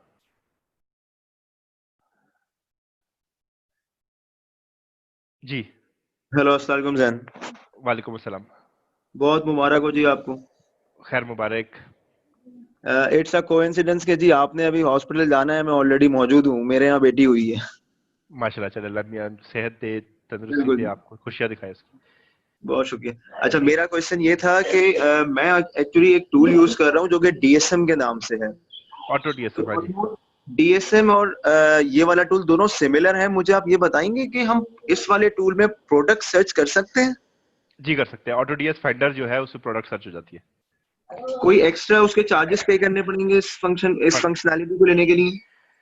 जो ड्रॉप शिपिंग गुरुज हैं वो ये कहते हैं कि डीएसएम टूल इतना रिलायबल टूल नहीं है। वो इसको अच्छा, डिस्करेज करते हैं, उसमें कह रहे हैं बग्स ज्यादा है। ठीक है, सही इसीलिए हमने ऑटो डीएस को इंतखाब किया। सही सही। तो बाकी चीजें तो मुझे क्लियर है, फिर इंशाल्लाह आपसे कोऑर्डिनेशन में रहेंगे जैसे ही इसको मैं मजीद लेके आगे फर्दर कंटिन्यू करता हूँ। इंशाल्लाह। थैंक देखिए, यू। मैं बार बार इस चीज को स्ट्रेस कर रहा हूँ कि हम इस प्लेटफॉर्म को एक पावरफुल प्लेटफॉर्म बनाना चाहते हैं, इसीलिए एक डेडिकेटेड एक सपोर्ट जो मेरी सूरत में आप लोग को मिली है, प्लीज यूटिलाइज कीजिए उसको। प्रॉक्सी सेलिंग के ऊपर ध्यान दीजिए, ड्रॉपशिपिंग के ऊपर ध्यान बिल्कुल दीजिए। ठीक है, इसके ऊपर काम करें ताकि आप इससे अर्न भी कर सके। ठीक है, तो बिल्कुल। इससे अगर सेल्स नहीं आ रही तो डिसअपॉइंट ना हो, मेहनत करें, इंशाल्लाह आएंगी। थैंक यू, बिल्कुल जी। ठीक है जी, थैंक यू, अल्लाह हाफिज। थैंक यू, अल्लाह हाफिज। जी, तौसीफ गौरी साहब, मैं आपको फिर से अनम्यूट कर रहा हूँ। ऑटो डीएस पाकिस्तान से परचेज तब कर सकते हैं हम अगर हमारे पास पेपैल पाकिस्तान से एक्सेस हो रहा है, लेकिन पेपैल पाकिस्तान से एक्सेस नहीं हो रहा, इसलिए हमें एक दफा ऑटो डीएस के लिए क्रेडिट कार्ड अगर आप यूज कर रहे हैं तो आप परचेज कर सकते हैं। अगर क्रेडिट कार्ड, लेकिन पेपैल के थ्रू कर रहे हैं तो आपको उस पर जाना पड़ेगा, वीपीएस में या टीमवेयर पे। तौसीफ साहब, मैं आपको दोबारा अनम्यूट कर रहा हूँ। जी जी सर, तौसीफ अस्सलाम साहब। वालेकुम। जी सर, वालेकुम अस्सलाम अस्सलाम। वालेकुम। वालेकुम अस्सलाम। सर, मैं आपसे सिर्फ ये पूछना चाह रहा था कि एक्चुअली मैं ये ट्रेनिंग तो ले ही रहा हूँ, प्लस मैं अमेजोन एफबीए को भी ज़्यादा सीरियसली देख रहा हूँ। बेसिकली मैं ये चाह रहा था कि मैं बेसिकली मैन्युफैक्चरर हूँ, तो मैं ठीक है। मैन्युफैक्चरिंग देख रहा होता हूँ। हैंड पर्सेस हैं, ड्रेसेस हैं, काफ़ी सारी और चीज़ें हैं जो कि हम लोकल यहाँ पे कर रहे होते हैं। मैं चाह रहा हूँ मैं अपने ब्रांड्स प्रमोट करूँ बाहर। तो यहाँ पे इस तरह से कोई इकोसिस्टम डेवलप हो जाए कि हम जो अपनी इन्वेंट्री है वो इनके लिए दे सकें, और ये लोग क्योंकि पीसी रिलेटेड काम कर रहे हैं, मैं बस अपने लिए सोच रहा हूँ कि मैं क्योंकि जब पीसी पे फोकस करना शुरू करता हूँ तो मेरी जो मैन्युफैक्चरिंग है वो थोड़ी डिस्टर्ब होना शुरू हो जाती है, और जब मैं उस तरफ जाता हूँ तो मैं पीसी से आउट हो जाता हूँ। तो वो कुछ इनिशियली कोई चीज ऐसी बन नहीं पा रही है कि हम उसको कोई चीज कर सकें। तो इस हवाले से अगर आप कोई रास्ता निकालें कि जी, तौसीफ साहब देखिए, मैन्युफैक्चरर के लिए जो अपना ऑलरेडी मैन्युफैक्चरिंग चला रहा है उसके लिए मुझे अंदाजा है कि वो कितना टाइम कंज्यूमिंग और जो रिसोर्सेज ड्रेन करता है। तो डेफिनेटली आपके पास टाइम नहीं होता। ऐसे एंटरप्रेन्योर्स के लिए जो है वो सजेशन ये होती है कि वो आउटसोर्स कर दे सर्विसेज को। ठीक है, आप अगर खुद से प्रोडक्ट हंटिंग नहीं कर सकते, आप प्रोडक्ट हंटिंग के लिए कोई बंदा आउटसोर्स कर ले, आप वीए हायर कर ले कि यार वो आपके लिए लिस्टिंग करे, वो आपके लिए प्रोडक्ट हंटिंग करे। ठीक है, कोई ऐसा पार्टनरशिप कर ले कि जो बंदा जो एफबीए बिजनेस को समझता है और वो आपकी प्रोडक्ट्स को या आपकी इन्वेस्टमेंट को और अपनी इन्वेस्टमेंट के साथ या अपनी आईडी और आपकी आईडी, मतलब कोई किसी जो आपके पास टाइम का कंस्ट्रेंट है उसके पास शायद आईडी ना हो, मे बी आपके पास आईडी हो, शायद उसके पास उतनी इन्वेस्टमेंट ना हो, आपके पास इन्वेस्टमेंट हो, या आप कह रहे हैं यार तुम अपनी स्किल्स लगाओ मेरी प्रोडक्ट लगाओ। ठीक है, तो आप इस तरह से पार्टनरशिप में जा सकते हैं ताकि आपका दोनों एंड्स आप मैनेज कर सके। ठीक है, प्लस मींस के अगर आप ये भी तो हो सकता है कि मैं अपनी इन्वेंट्री आउटसोर्स कर दूं, मींस के हम उसको एक ब्रांड की फॉर्म दे रहे हैं और उसको हम एफबीए हाँ कर ठीक दें है, और ये सारी फोर्स उससे कनेक्ट हो जाए कि वो अपनी अपनी एक एक लिस्टिंग्स इसकी भी कर लें, क्योंकि हमारे पास लिस्टिंग्स देने को बहुत सारी हैं। अगर मैं मेरे साथ 2 वीए हैं जो कि मैं ट्रेन भी कर रहा हूँ प्लस उनको सपोर्ट भी कर रहा हूँ, तो उनसे जो हमने चीजें डील की हैं, अभी ज्यादातर आईडी रिलेटेड इश्यूज आ रहे हैं। अब अगर मैं उन 2 वीए पे डिपेंड करके चलता हूँ, कभी भी उनका अकाउंट सस्पेंड होता है जो कि होना ही है, तो हाँ जी, एटलीस्ट ये है कि मैं काफी बड़ी इन्वेस्टमेंट कर चुका हूँ एफबीए बेचकर चीजों को। अच्छा तो ठीक है, अगर ये फोर्स एक एक लिस्ट करती है और वो वहां से उसको वो कर ले, क्योंकि वो लिस्टिंग तो हाँ, वैसे भी लोगों की डमी ही उठा रहे हैं, मतलब वो दुनिया भर से जहां से भी उनको सही सेलर मिल रहा है। और इसमें हम प्रॉफिट मार्जिन भी अच्छे दे सकते हैं, क्योंकि हम चाह रहे हैं कि हम एक ब्रांड डेवलप करें जिसका सोर्स पाकिस्तानी हो, मतलब हम ही हो। जैसे माइकल कॉर है या जैसे कोई बड़े ब्रांड्स हैं जो कि जिनकी प्राइसेस पे लोग लेते हैं, लोग नेट पे ही सर्च करते हैं मोस्टली ये ब्रांड्स और देखते हैं कि भाई ये ब्रांड्स की प्राइसेस ये हैं। तो अगर हर जगह एक ही प्राइस नजर आ रही होगी और लोग इनको फोर्स को एक अच्छे अच्छे मार्जिन मिल रहे हैं, तो मेरा ख्याल है कि हमारा जो अल्टीमेट गोल है वो भी कवर हो जाएगा। और इतनी जगहों पे अ, लोग स्टॉकिंग करेंगे। मतलब इट्स अ जी स्ट्रैटेजी कि आपसे अलग से मैं मैं डिस्कस हो सकती है। मैं आपको एक्सप्लेन कर देता हूँ। देखिए, प्रॉक्सी सेलिंग जो है ना, बेसिकली प्रॉक्सी सेलिंग, हमारा जो ईसी प्रॉक्सी सेलर ग्रुप है, it's focused on proxy selling. और जो आप जो सारी डिस्कशन की है ना, इसको मैं एक वर्ड में समराइज कर दूं तो वो है प्रॉक्सी सेलिंग। हमारे यहाँ पे जितने भी ये स्टूडेंट्स हैं, ये कर ही मेरी आपने शुरू में गिला सुना होगा सारा, वो बेसिकली था ये कि लोग प्रॉक्सी सेलिंग को पर इतनी तवज्जो नहीं दे रहे, और जो आप मॉडल ऑफर कर रहे हैं वो प्रॉक्सी सेलिंग है कि आपकी प्रोडक्ट एक पाकिस्तानी भाई की प्रोडक्ट एफबीए में पड़ी हुई है, आप उस प्रोडक्ट को लगा दो अपने पास, और वो पाकिस्तानी भाई आपको एडवांटेज क्या दे रहे हैं कि वो आपको लिस्ट प्राइस से कम में ऑफर कर रहा है। ठीक है, आपने अमेजन में से वो चीज एफबीए में रखवाई हुई है $20 की, आप शायद अपनी लैंडिंग कॉस्ट और प्लस अपने मार्जिन के साथ इनको $18 में दे दें। अब बाकी जो भी ड्रॉप शिपिंग करेगा उसके लिए सोर्स प्राइस 20 है, लेकिन हमारे एफबीए हमारे प्रॉक्सी सेलर के लिए सोर्स प्राइस 18 है, तो उसमें $2 का कंपटीशन मार्जिन आ गया।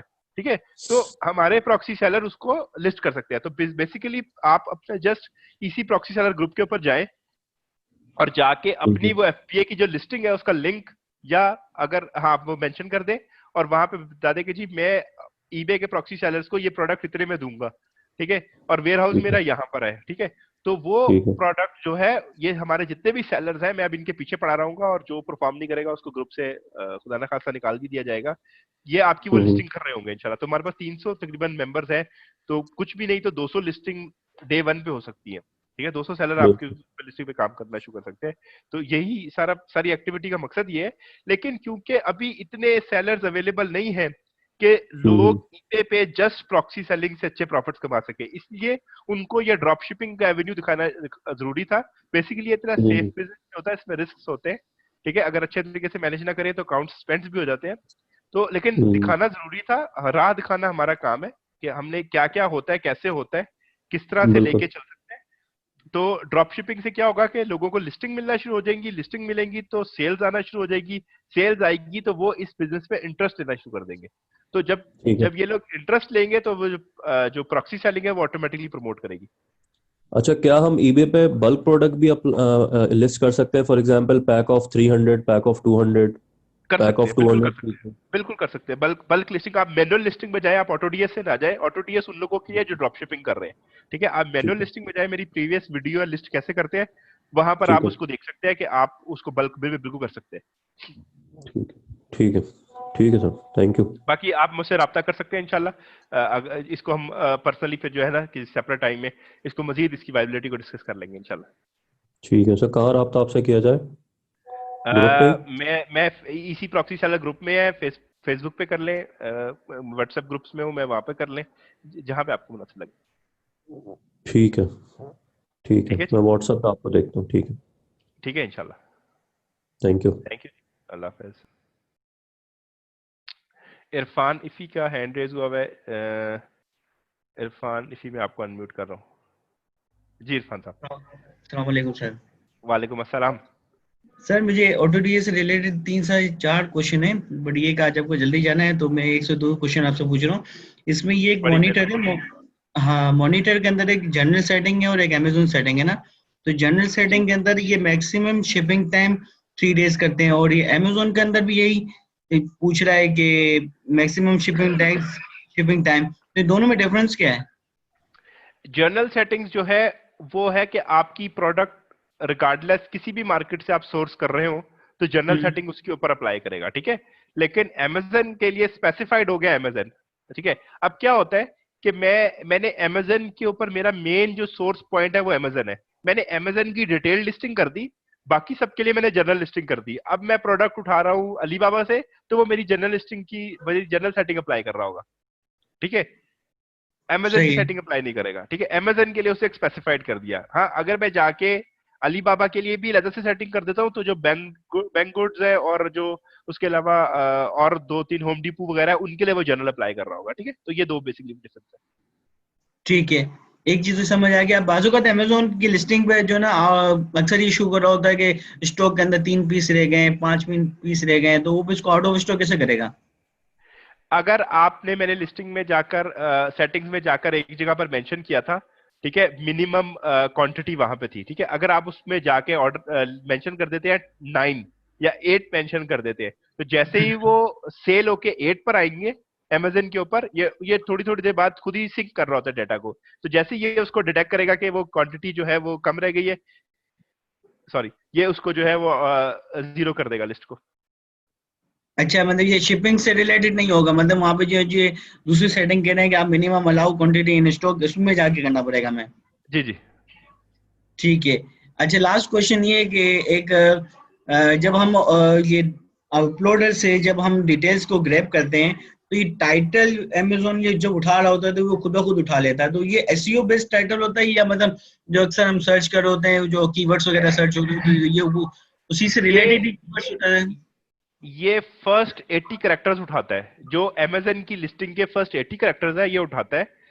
इसके ऊपर जो मेरी पहली वीडियो थी उसमें मैंने टाइटल और लिस्टिंग डिस्क्रिप्शन ऑप्टिमाइजेशन की बात की थी कि हम हम्म, इनको ऑप्टिमाइज कैसे करते हैं, ठीक है। अब दो अप्रोच हो सकती है। एक अप्रोच ये हो सकती है कि हम अगर लूज चले लूज चले तो हम अपनी नंबर ऑफ लिस्टिंग को बढ़ाने के लिए कोई भी एडिट्स ना करें और जल्दी जल्दी ये चीजें ग्रैब कर रहे हो, ठीक है। लेकिन एक अच्छा वे क्या है कि हम अपनी हर लिस्टिंग को 5-10 मिनट दें, ठीक है, और उसके ऊपर ऑप्टिमाइजेशन करें। तो आप अगर काइंडली उस पहली वीडियो को फॉलो कर लें तो आपको डिटेल में टाइटल और डिस्क्रिप्शन ऑप्टिमाइजेशन की नॉलेज वहां से इंशाल्लाह मिल जाएगी, ठीक है जी।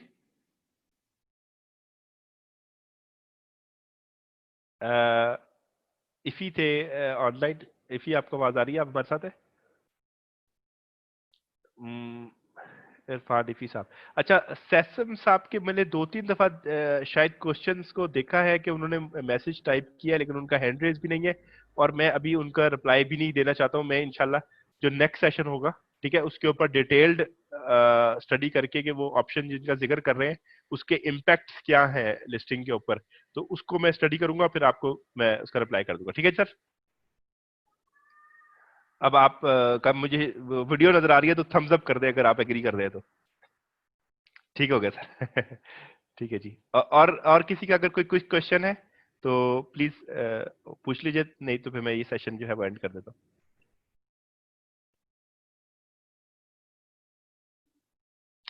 चलिए, मुझे कोई और मजीद हाथ तो खड़ा नजर नहीं आया। सारों से मेरी एक रिक्वेस्ट ये है कि ईबे के आप लोग सारे बूट कैम्प के या वीडियो बूट कैम्प के मेंबर्स हैं, ठीक है? प्रोडक्ट हंटिंग की वीडियोस जो है वो अवेलेबल है हमारे वीबीसी के अंदर, ठीक है? बूट कैम्प के अंदर जो स्टूडेंट है उनको भी शायद वीडियो में जाके मिल जाए, लेकिन उनको मिलेगी अमेजन से रिलेटेड, ईबे से रिलेटेड जो प्रोडक्ट हंटिंग है उसकी वीडियो अवेलेबल है वीबीसी में। वो वहां से जाके प्रोडक्ट हंटिंग की वीडियो को देखें, प्रोडक्ट को हंट करें, प्रॉक्सी सेलर्स की तमाम लिस्टिंग को 5-5 मिनट लगा के ग्रैब करके उनको लिस्ट करें, प्लस फिर प्रोडक्ट हंटिंग के ऊपर जाएं और जाकर अपनी प्रोडक्ट हंटिंग शुरू करें और डेली बेसिस के ऊपर लिस्टिंग करना शुरू कर दें, ठीक है? मीटिंग को मैं, रिकॉर्डिंग को मैं यहाँ पे एंड कर रहा हूँ। मैं लास्ट फ्यू इंस्ट्रक्शन देके आपसे ज्यादा चाहता हूँ।